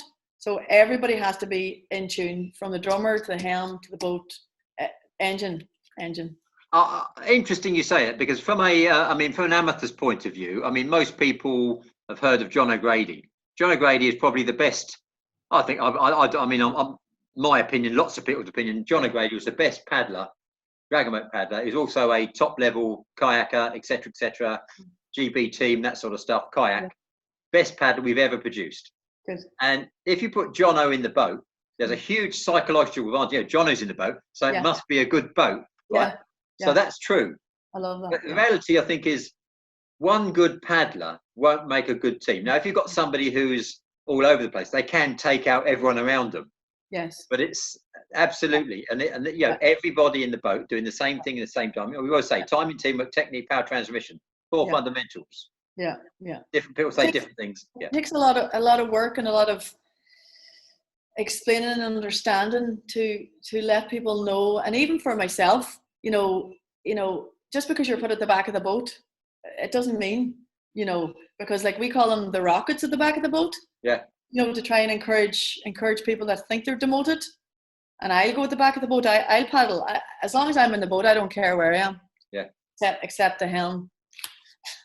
I mean, some people, I think, depending on the style of paddling, then there's an argument, and it's a strong argument, that says that the people, because everyone tends to put their quote best paddlers in the stroke seats. Actually, and I've paddled there at international level and all sorts of things. That's actually, frankly, in terms of physical, there's a psychological issue, but there's in terms of you're out there by yourself. But that physically, in some respects, it's an easiest, because you're paddling clean water. And the back of the boat are often paddling disturbed water. Yes. What the Canadians call, some Canadians call dirty water. But you know what I mean? It's and you need to be a technically more proficient paddler often, depending on what the crew. The crew is perfectly in time. Yes. Right. But, I myself think, up there with, the importance, everybody on the boat is important and everybody's got a job to do. Yeah. But the boat that I have is the strokes person. What they need more than everybody else is good timing, is good pace. Yeah. And yes, again, that's why I tend to be up there. I tend to put myself up there where I know I'm definitely not the strongest. I would be probably up there with the fittest, and I'm working on my strength. But yeah, you're right. The stroke or those front 2 seats, aren't about, as much the strength and the power as behind that and behind. Yeah. So it's a different skill set. I mean, exactly. Now I'm going to ask you one more, because we're on 40 minutes already. And I knew we could talk for hours. I know this, but give me a little bit of I know you do some stuff on diet and nutrition. So what I'm actually looking for, if you don't mind, is just a little snapshot, because I'm thinking that I'm going to invite you back, talk about whatever you want, but certainly talk about diet and nutrition. But give us a quick snapshot about what you're doing regarding that, because that sounds really interesting, really. Well, it's always been about food for me, and anybody that knows me, whether we are going anywhere around the world, it's all about the food for me. Yeah. And it has to be good food, and I eat a lot. I mean, I'm 5'10", I'm 10.5 stone, so I'm probably normal for my height. Yeah. But it's all about the food, and I eat every 2 hours, probably since I've been sick, because, you know, I know it's good to eat every 2 hours, but I don't eat every 2 hours because it's good. I eat because my body wants it and needs it. Yeah. So especially in the last 7 weeks, it's been more so about the food, because I've had more time to plan and to think. But a very good friend of mine and the club, a guy called Sean Conahan, and he's definitely worth a look up as well. He's a young fella, a teacher. He's massive into the same as myself, you know, trying to live every day as best as he can, fitness and nutrition. So he's helping me because I trust him. So I didn't want to go off and do this vegan diet and end up losing weight, because I try to keep on my weight every day. And I didn't want to lose any nutrients by not eating meat and not eating dairy, because I do love eggs. But what I found is so interesting, especially about this last 7-8 weeks, being at home and being able to research and to watch Netflix. Now, I only research and watch what this good friend of mine, Sean Conan, has told me, because I trust him and I see him, and he's physically very well, and he's been doing this. It's not a diet, but it's just a change in his diet. I don't like the word diet, because diet to me means you eat less and you starve yourself. But the overall, you know, it's your daily nutrition has been so interesting. And so what I have done the last 7-8 weeks, I've cut down on my dairy. I have eaten very little meat, and I've had all the really proper substitutes instead. So instead of eggs, there's chia. So there is an actual answer for everything, you know, and the science is amazing. And I can't believe, well, this is what I feel. I can't believe we as a planet or as a people, and even in fitness, are sort of so behind it. I feel like we're behind in the nutrition because the science is there, you know, and I'm not going to start quoting things, different people, but, you know, a very interesting show on Netflix I would recommend to watch is called Forks Over Knives. And it's got the science there and the proof and the research going back to, you know, Hippocrates, you know, and different people about plant-based. So, like, I'm not going to go around telling you or telling people or my family not to eat meat and not to eat dairy, but I definitely would, I believe, to encourage people to eat less dairy and less meat and eat way more veg, way more all plant, way more seeds, more berries. And I have done that in the last, and especially in the last 2 weeks. And this is how new it is to me. Yeah. And I thought I'd be hungrier. I'm actually eating far more and I'm less hungry. Oh, I'll tell you what. I'm, if you don't mind, I'm gonna invite you back, because it's an area that's probably the last 6 months. Huge, yeah. I've been very interested in. I mean, or even more so in the current restrictions and that sort of stuff. And you know, I started off with a good diet anyway. Yeah. And yet, you don't realise. I mean, diet, sleep, all these sort of things, which are absolutely fundamental. Yes. I do a form of time restricted eating anyway, but that's another subject, just to sort of bounce some ideas around. So I'll tell you what I'm going to do. We're now on about 45 minutes, and you have been an absolute interviewer's dream, right? So I'm going to get some details off you so we can publicise Donegal Dragons and that sort of stuff, because that's what this is about as well. Okay, but good. Hang on for a minute. I'm going to knock off the recording now. Thank you very much. You are a star of the highest order of magnitude. But hang on for 1 minute. Thank you.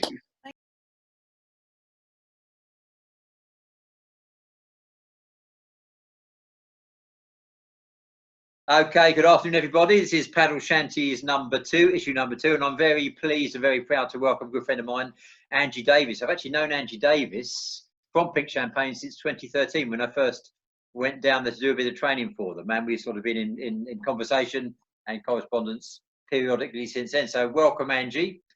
I gather you're doing a bit of cycling. Before we talk about anything to do with paddling, I gather you've retaken up cycling again. Tell me about that. Yeah, I've rediscovered the love of cycling. I used to live in Holland, way back in the dark times. Yeah, and did a lot of cycling there. Obviously, it's very flat, and with the lockdown, I decided to dust off the old bike, and I love it. I didn't realise what the countryside around here is amazing. You don't walking, you can't get that far, but I go miles, and it's fabulous. Love it. This is exactly what I mean. I'm really pleased about this. I'm quite a keen cyclist anyway, and I've got a bike out on a turbo machine, blah blah blah. But Sonia's bike has been in the shed for years. In fact, since I've known her. I got it out a few weeks ago, and now she's on her bike every day. But at this very minute, she's upstairs in our little study room planning her next bike run. She was out for 4 hours. So she's like doing me. exactly what you're doing, just getting out and seeing the countryside. And I think we sort of had this conversation. I think even though social distancing, I'm finding that now I'm spending a bit more time in my locality, same as you. I'm actually talking to more people, and I'm actually being more I'm not antisocial, but being more sociable, because you're getting out and you're talking to people. I might be doing some exercise. I say, what you're doing, blah blah blah, and it's great. So yeah, I'm quite the opposite. No, I'm the opposite. I don't meet anyone except the guys I go with sometimes. Right. I'm on my own, and I quite enjoy my own company, because I lead a very sort of hectic home life. People in my house all the time, so it's a bit of escapism. That's what I like. So it's a bit of me time amongst the hectic turmoil and stuff. Yeah. Okay, brilliant. Right, fine. Okay. So you're a one of the. Are you a founding member of Pink Champagne, or how did you get involved with them? Not quite.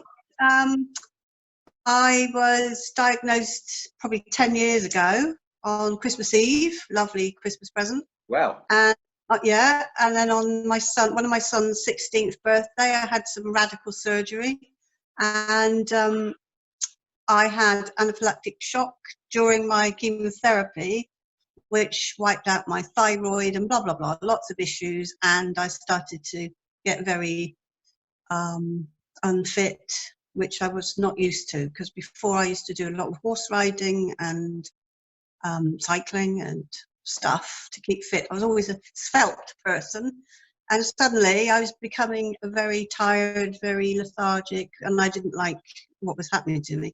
So I decided to do something about it, and probably 6 months into my treatment, I discovered dragon boat racing. I saw a leaflet for a sort of a meeting, if you like, at the Little Down Centre, you know, I don't know that, yeah. Sports centre anyway, and the health authority were giving sessions to cancer survivor patients, whatever, going through their treatment, to help them get fit. So I thought, brilliant, I'm going to join that. I tried Nordic walking. I was a walk health leader up the road. I did everything.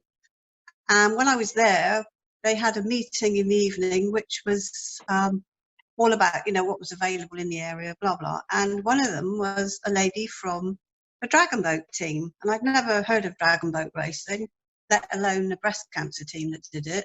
And lovely lady, really very funny. And I stayed on at the end of the meeting, introduced myself, and she said, you'd be perfect, you must come. Nobody else stayed behind. They all sort of thought, oh, I'm not doing that. I thought it sounded fantastic. So I went the next week and met up with her, and that was the beginning of my tale, my story. It was very early days with Pink Champagne, but I wasn't one of the founder members, if you like. Probably a couple of years. Lady? Christine, what was her name? I can't remember her surname. Bear with. Chris Chadwick. She's since died, passed away, bless her. Not long after, actually, that I met her. That is one of the very bad downsides of travelling, meeting all these ladies. Yeah, Chris Chadwick. She was lovely. Such great fun. Really good fun. It's amazing, isn't it? As you go along, you don't realise sometimes you inspire people or inspired by people in the most bizarre way. I mean, I'll tell you, for instance, this is about you. It's not about me, but somebody I had trained up as a drummer. Okay, it was a national team, and they put a comment on Facebook when I was trying to get some interest in something, and she said something along the lines of, you know, Tim, help me to do this and help me do that. And I thought, I never realised that, yeah, the opportunity you have without realising it to have a positive impact. And that's one thing I'm trying to get across to Henry. He's quite receptive anyway about, you know, your impact can be positive or negative, and you don't realise when it's going to be. No, and that's why I'm talking to you, because you're one of those people. Because you talk a bit like me in that you say you say, oh, blah, blah, blah, and you're actually glossing over some really important details. You see what I mean? It's just because it's not because it's insignificant. It's just it's a bit of lost there, bit of self-deprecation, but that is the story to me to a certain extent. Now you mentioned your horse riding stuff, so I know you did some instructing there in the past. So give us a bit of what makes you up. Well, what makes me up has sort of normal upbringing, because I'm in my 60s now, I guess. So we all know. I don't believe you. No. Go on. You can't teach us stuff here. Anyway. So sort of, when I was a kid, the kids were seen but not heard, and all the rest of it. It wasn't great, but my love was for horse riding. So left home pretty young and became the UK's first riding instructress at my age. And I did lots of teaching around London and Kent places. Got my own horse, eventually saved up for one and did my own thing, a bit of show jumping here and there. And then I rode for other people. And then my life changed quite drastically when my second marriage, the first one, he should have stayed this shouldn't be going on camera. Should have stayed my best friend, you know how it goes. And then my second husband, we were expecting Dan, all perfect, tickety-boo, wonderful pregnancy. And he was starved of oxygen at birth. Right. For the first time in my life changed overnight. So, and then my horse riding went out the window. I dedicated my life literally to my son. Just 1 second. We just have the hound of the Baskervilles has just come back for dinner. Rebellious hours. Okay. So horse riding kind of stopped. I did do a bit of riding for other people, but no, I couldn't do it all. So And how old's Dan now? Well, miraculously, I was told he wouldn't make it sort of past 5, and he'll be 30 this year. Well, there you go. So there's a resilience gene in your family, in your DNA. There must be, because this stuff goes through the generations, doesn't it? He's been at home all his life, so we've taken care of him all his life. So that's down to the team at home. Yeah, it's brilliant. So a lady who's not unaccustomed to meeting and overcoming challenges. No, exactly. Yes. And then that progressed just before my diagnosis. As I say, I was living abroad, living in Holland. But what took you to Holland first? Why? Great place to live. Yeah, look, I know, a little story there.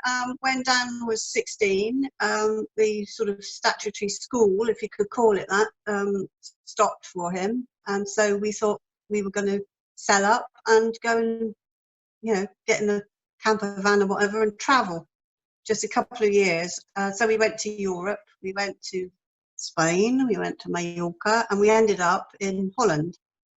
And it was great for a time. We lived in France as well.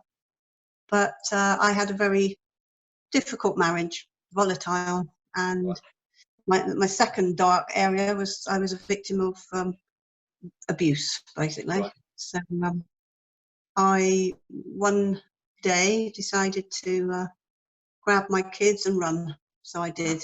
And, excuse me, Mum, on the, not now, I think. No. I'm glad. No. Sure. Bob, what are you doing? Yes, okay. So that's me. Yeah, so packed up the bags. My ex-husband was carted off, basically. Yeah. And I left Holland pretty sharp. Came home, had nowhere to live. It was another very dark time. Number 3, really. And then I went to the doctors because I had this little lump that I'd had previously told it was, it's a cyst, don't worry. I thought, no, it's not quite right. And with everything else that was going on, I thought, I bet, back in the UK, get my health checked out. And that's when I was told no, not only are you sort of homeless and all the rest of it, but you have stage 2 to 3, actually, breast cancer. So, yeah, that was another journey I then started. On Christmas Eve. Well, I'm Christmas Eve. No, horrible, wasn't it? Christmas Eve, couldn't believe it. And even the specialist sort of said, when I saw him, he said, "Oh no, your record said it's a cyst, let's just hope it's that." And I thought, phew, thank God for that. And then he came back in and handed me this booklet which said, you know, how to cope with having breast cancer. And I thought, what? Is this me? And that's how I was told, literally, with a thinking booklet on Christmas Eve. Yeah, nice one.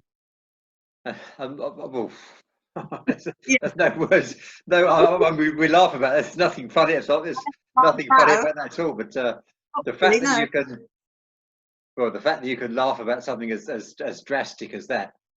But but where are you now? I mean, I know you as a phlegmatic, calm. I suppose that's you know just. I mean, well, to me, you are pink champagne. That's what to me, you are the essence of the team. That's. I mean, and others as well. But when I think about it, that's what I'm, and that's why I'm talking to you. Frankly, I could talk. There's lots of people I could talk to, but that's why I was interested in that particular viewpoint.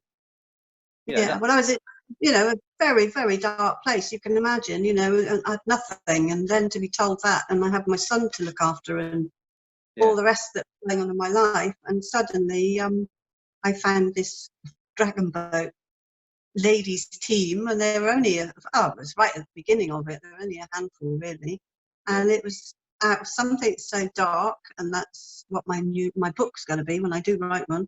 Oh wow! Okay. Yeah, there was light at the end of the tunnel. It was absolutely the best thing to come out of something so dark. And if I laugh at it, really, because you say if I didn't have breast cancer, I wouldn't have ever known about dragon boat racing and did you know, for the past 10 years what I've done within a dragon boat team, which I wouldn't swap for anything. So bittersweet, really.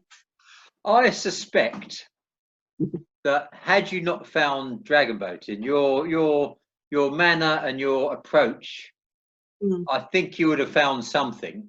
And I think it's to the credit of you, and also to the benefit of dragon boating, that you've been married up. But I'm sure you would have found something, and we're pleased that you found dragon boating, actually, because then you've you see what I mean. So, but I don't think you would have just given up. I mean, that's just not you, is it?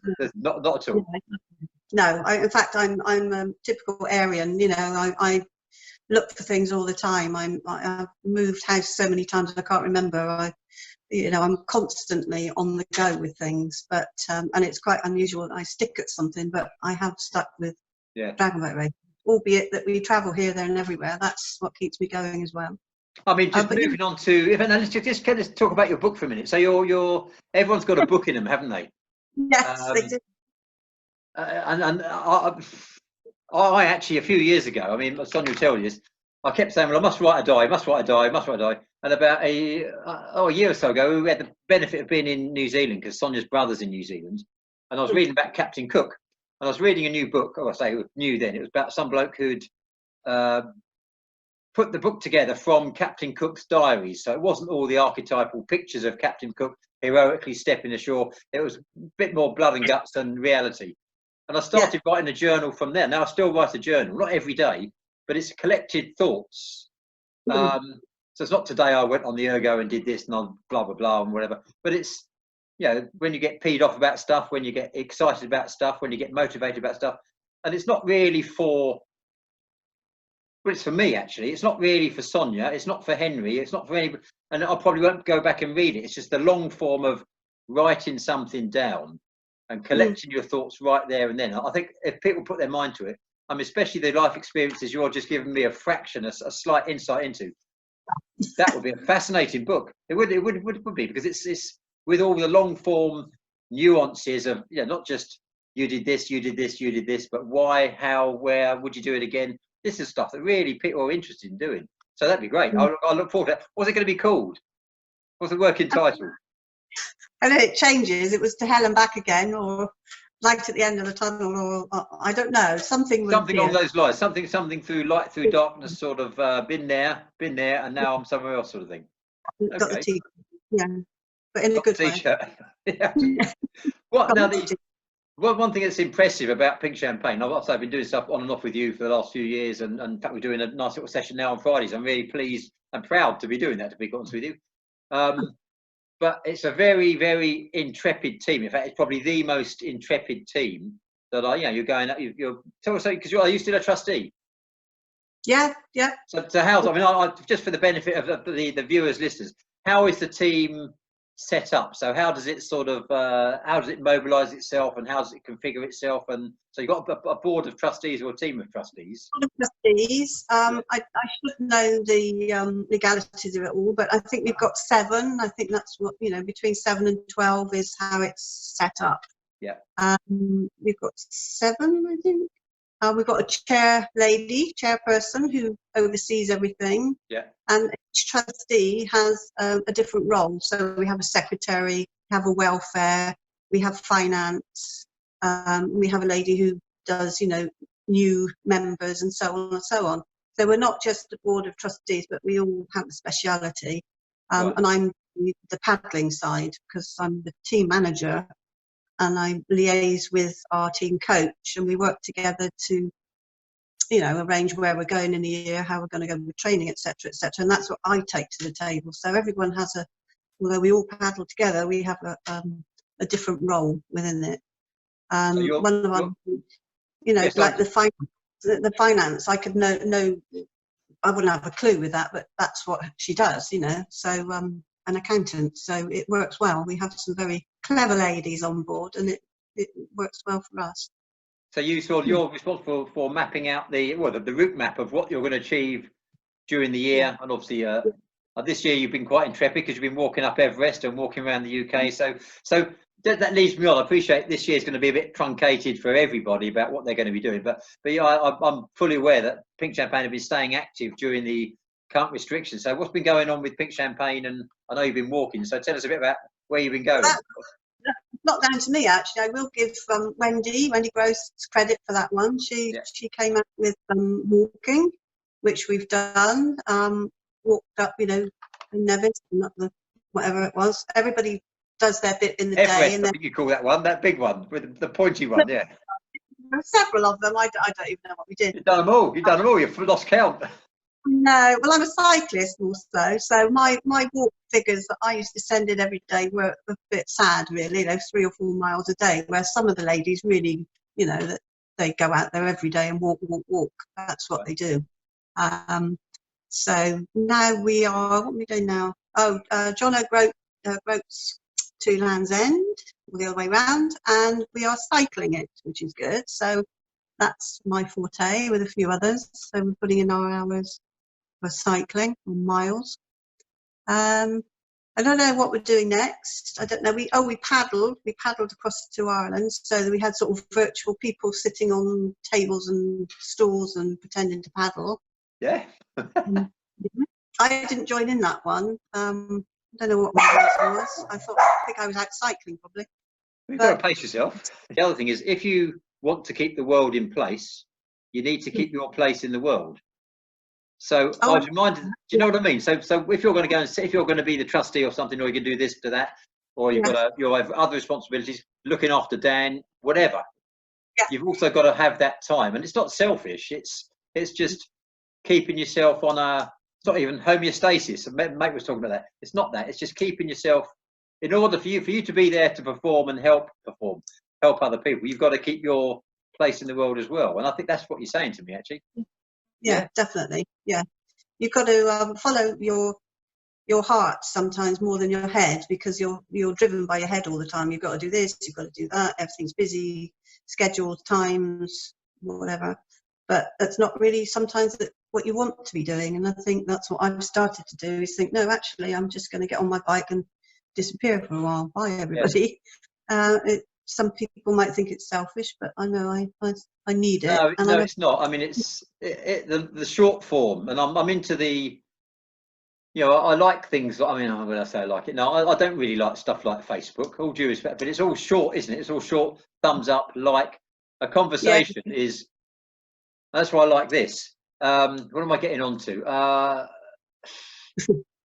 I've forgotten my thread. What I was going to say actually, it's just about sort of taking the time to appreciate things, talk to people. That's what I'll remember what I was going to say in a minute. But it's along those sort of lines about just keeping. Oh yeah, I remember now.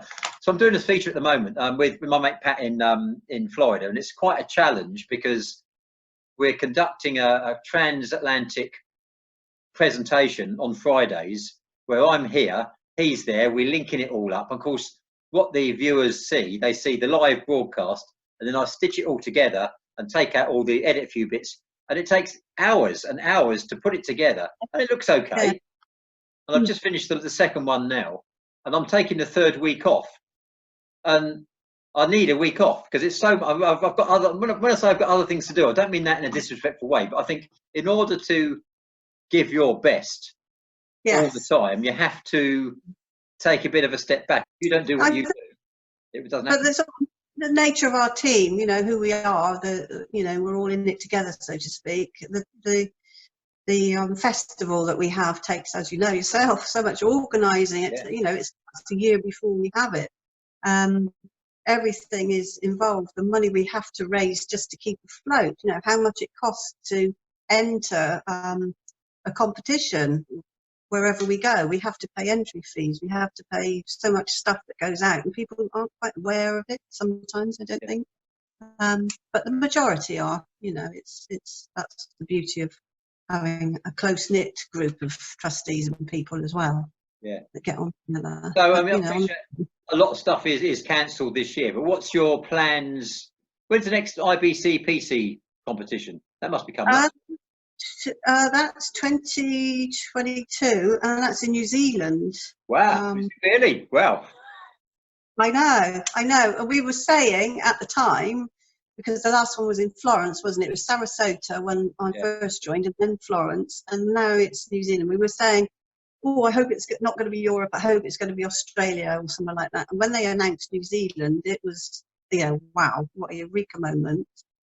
But now, unfortunately, with what's going on at the moment, there are a few questions being asked about, oh my God, you know, how does that work with flights and social distancing, and will airfares be helishly expensive that we can't afford to go, and so on and so on. So although it's a very exciting prospect, if it goes ahead and everything's back to the norm by then, who knows?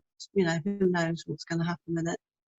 Do you know where in New Zealand? Is it not? Is it Auckland or Christchurch? It's going to be in Auckland or Christchurch, I'd have thought. But any ideas? It's North Island.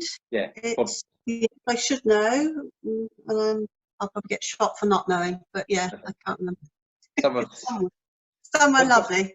Because I've been there. How about any other stuff you're sort of planning? I mean, like I say, it all depends on how the situation pans out. But to be going to Barcelona, like at the end of this month. Obviously, we're not. We were into the Europeans in where were they? France. Yes. We were doing that. We were all excited about that, but that's obviously not happening. It's not happening next year either. So we don't know where this is going at the moment. I don't think anybody does, do they really? I mean, because of the nature of the beast, when we're all so close in proximity, in the boat, in the clubhouse together, and a lot of vulnerable ladies, some of our ladies not long out of treatment and so on, we have to be super careful, you know, super careful what we do from now on. We're going to have a trustee meeting any minute now, actually, which will hopefully start the ball rolling with people's ideas on where this is going. Yeah. But yeah, I don't know.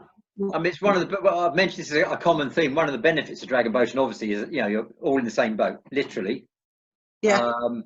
And obviously, you're also in. And we mentioned a few times, not just in personal space, but in intimate space, which is great for teamwork, team bonding, that sort of stuff, fabric of the team. But of course, when it comes to social distancing, you know, in order to achieve a 2-meter distance, then you're going to have a maximum of 6 people in a 12-meter boat, and probably less than that. And you're not going to be able to paddle it. So I think one team in Cyprus, I'm not sure how they work their maths they've worked out, incorrectly clearly, that you can get 8 paddlers and a helm into a 12-metre dragon boat and be 2. You can't, obviously, but I mean, I suppose you could have so if you had a social group, if you had a family group or something, I don't know what they're doing. But what's interesting is, and what's the message, I suppose, is people are thinking about how they can innovate in some way to get people back on the water together if they haven't suddenly got all single boats and that sort of thing. But they're thinking about the process. I suppose where you are down at Hengistbury Head, do they have any 2-person canoes, as in sort of open canoes? I guess they do. I don't. Yes, I would have I'm not sure they do, actually. I mean, they might do, but I don't know. I'm just interested to see how people are thinking about the tying dragon boats together. We could tie, and then you could sit quite far apart. I would think. Actually, to be honest with you, with your the outrigger down there with Bournemouth Outrigger Club. Obviously, you've got the hull of the boat and then the outrigger. Okay. But one of the events they do with outriggers, they lash basically 2 hulls together. So if you think of an outrigger is a OC6 or a V6, and if instead of having an outrigger, you have another boat hull, you have a V12. So that's the best idea I've heard, actually. So with what's literally some 2 pieces of 4x2, you could actually lash 2 boats together, have a massive. I mean, how the hell you'd launch it, I don't know. But once it's launched, you'd launch it and leave it, I suppose. But you could actually put two your singles together. Yeah, we got 2 man boats and get something rigged up between the 2 boats, some sort of frame that you could do. Yeah, because they're light, we could get them on the water easy, and then something could go over the top and maybe clamp down. I don't know, onto to keep you together, and then you could space people out quite easily. How you would helm it, I have no idea. Well, you would only need. I mean, with a boat that light, you could actually steer it off the back with paddles. You wouldn't actually need a helm as such. I mean, no, I think I've been out with you before, maybe where we've got maybe 10 people in the boat, and you can actually without rigger strokes, but you can actually steer it quite easily. It's easy to imagine, really. But see, had you done my helm course, I know that's part of it. It's part of my course. I'll teach you to do that stuff. Did you do that helm course, or did you? Because you were going to go to Henley, right? Because what I'm going to do, I don't know. I mean, I've been trying to talk to the VDMs. What I'm going to start doing is offering the there's an advert here, by the way. Offering the theory and the dry theory and dry practical aspects of the BDA courses online via Zoom. And then when we get together, because a lot of the stuff, rather than sitting in a classroom, you may as well do it here. We have the same conversation. I can be asking you questions. You can, that sort of thing. So but it's one thing that I'm hoping that the BDA is going to adopt, so we can offer the members a little bit more rather than, frankly, throwing toilet rolls around, which is funny, but it's not funny 2 months later. Well, not for me anyway. Perhaps it's my sense of humour. But anyway, that's fine. Okay. Great. Okay. Right. So what's new apart from Dragon Man? What's next for Angie Davis then? Apart from paddling or paddle cycling from John O'Groats to Land's End, what's your? Well, John O'Groats to Land's End, but you know what I'm like for my bling. I don't know if I could show you. I do actually. I'm going to swivel you round. I do have a wall. Wow! Hey, look at that. There you go. Hung up on the dragon boat paddle as well. Yes. Hey, look at you. Get you. Yeah. That's my office space, and very keen on bling, and I've missed out this year. Yeah. So I'm actually waiting for my cycling one to come, because I have done the equivalent of Hadrian's Wall, and I do get a medal. Really? Because I'm part of a virtual. It's sad. Virtual challenge online, whatever it is, and get this great big medal coming. So I'll show you next time. Brilliant. But, I mean, I was thinking I was going to be telling you about where I've been and how I could inspire other ladies to join it, because when I first went to a competition, it was to Venice, and my hair was probably that long. Yeah. And I don't even like water particularly. I'm not a water sport person. You'll be amazed to hear. Never really taken to it. But we went to Venice. I was the first competition I've ever been. I was chucked at the back of the boat. it was awful, our race. And I remember some of the ladies jumping out and swearing at each other because we were caterpillaring. It was quite funny. Anyway, when we went to the presentation at the end, there were so many huge, hunky young men in lycra from Holland and Belgium and all the other countries. Quite a big event. Yeah. And we were clapping them all, obviously, for what they had done. And then they had a special prize for the breast cancer ladies, and we were the only team there. And it's like, oh my God, you know, totally unexpected. And we were all clapped and cheered and made to stand in front of everybody. And there was a huge sea of people. And I'm not used to things like that, or I wasn't then.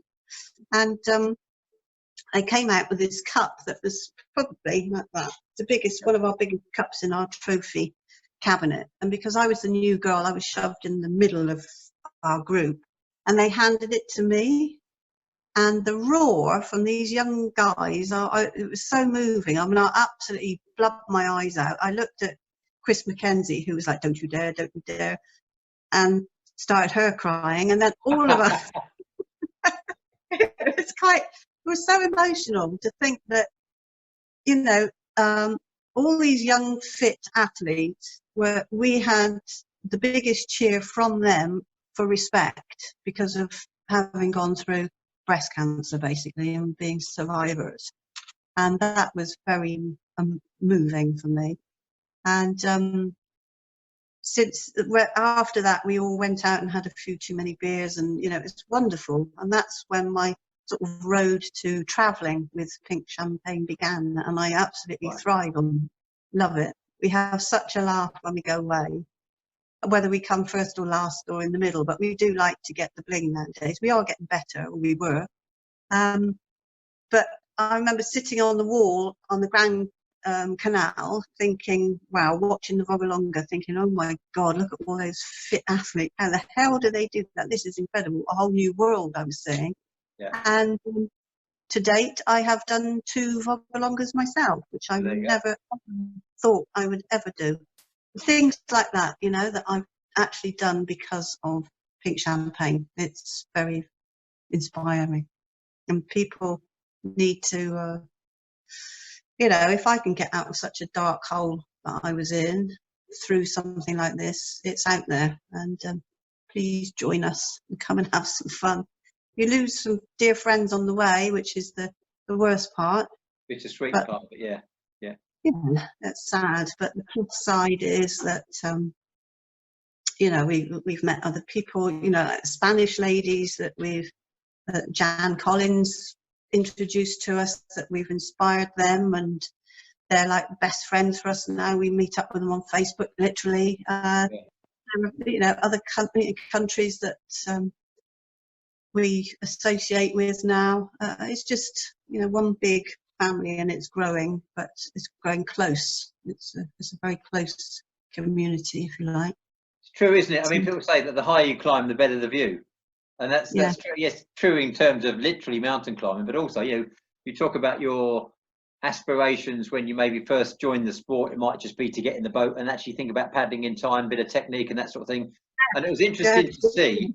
And I it's just as a walk-on part, I suppose, with the team from time to time. Then when the team decided to do a little bit more competitions, whenever this was a few years ago and that sort of stuff, and that's the direction they went in, which is great. And before it, I think it was a point at which I just noticed a subtle change, and it was a good change, because it was, you'd turn up and somebody maybe give you a cup for turning up, not for turning up, for being there, for the challenge you've overcome, and that's great. And it was a sort of sense in the team that whilst that was still good and appreciated, then you didn't mean it in a disrespectful way. It wasn't just sufficient to turn up and be rewarded for turn up. You actually wanted to be rewarded for achieving something in the race itself, apart from, and that was a really good thing to see. And it was the next level of competition. The fact that say, yeah, we're here, but actually we want to be treated. We are a breast cancer team, and we understand that. I'm fine, but we actually want to be treated as an equal competitor as well. And I thought that's a really Well, without your help, Tim, without your help, we wouldn't have achieved that, to be sure. I mean, you inspired us as well by, having belief in us and making us believe that we could actually do it. And we turned from a team that used to get the sympathy clap and the loudest cheer, hurrah, for being survivors and coming in last, to actually competing and doing well against other breast cancer teams, which was on an equal playing field. There's always going to be a struggle if you have to paddle against big chaps in boats. But when it comes to, ladies, we have actually beaten, as we call them, able-bodied ladies. We've actually beaten the Australian team in Venice. We got a goal off them.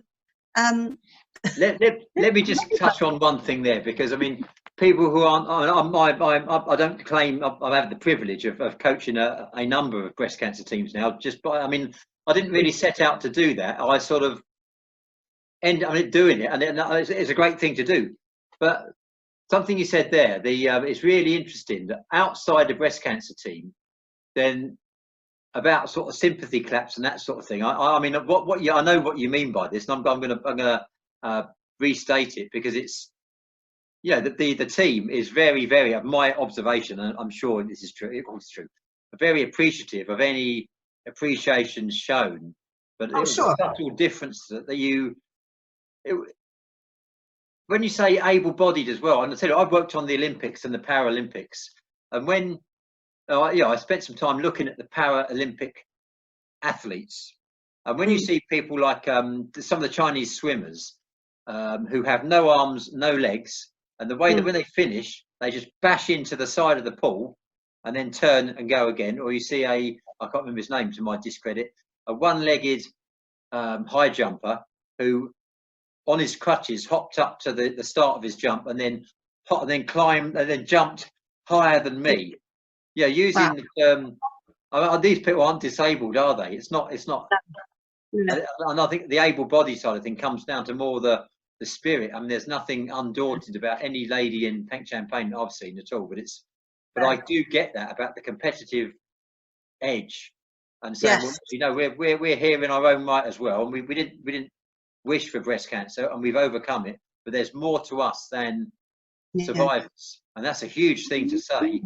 We work very, very hard. When we train hard. We train for events, the sort of memory back to Sarasota when I was quite new. Then I don't remember. Our bug was that in 500 meters, about 100 meters from the end, we go out hell for leather, and we get slower and slower and slower and slower, and come in less efficient. Yeah. More speed, less haste, or more haste, less speed. Yes. Yeah.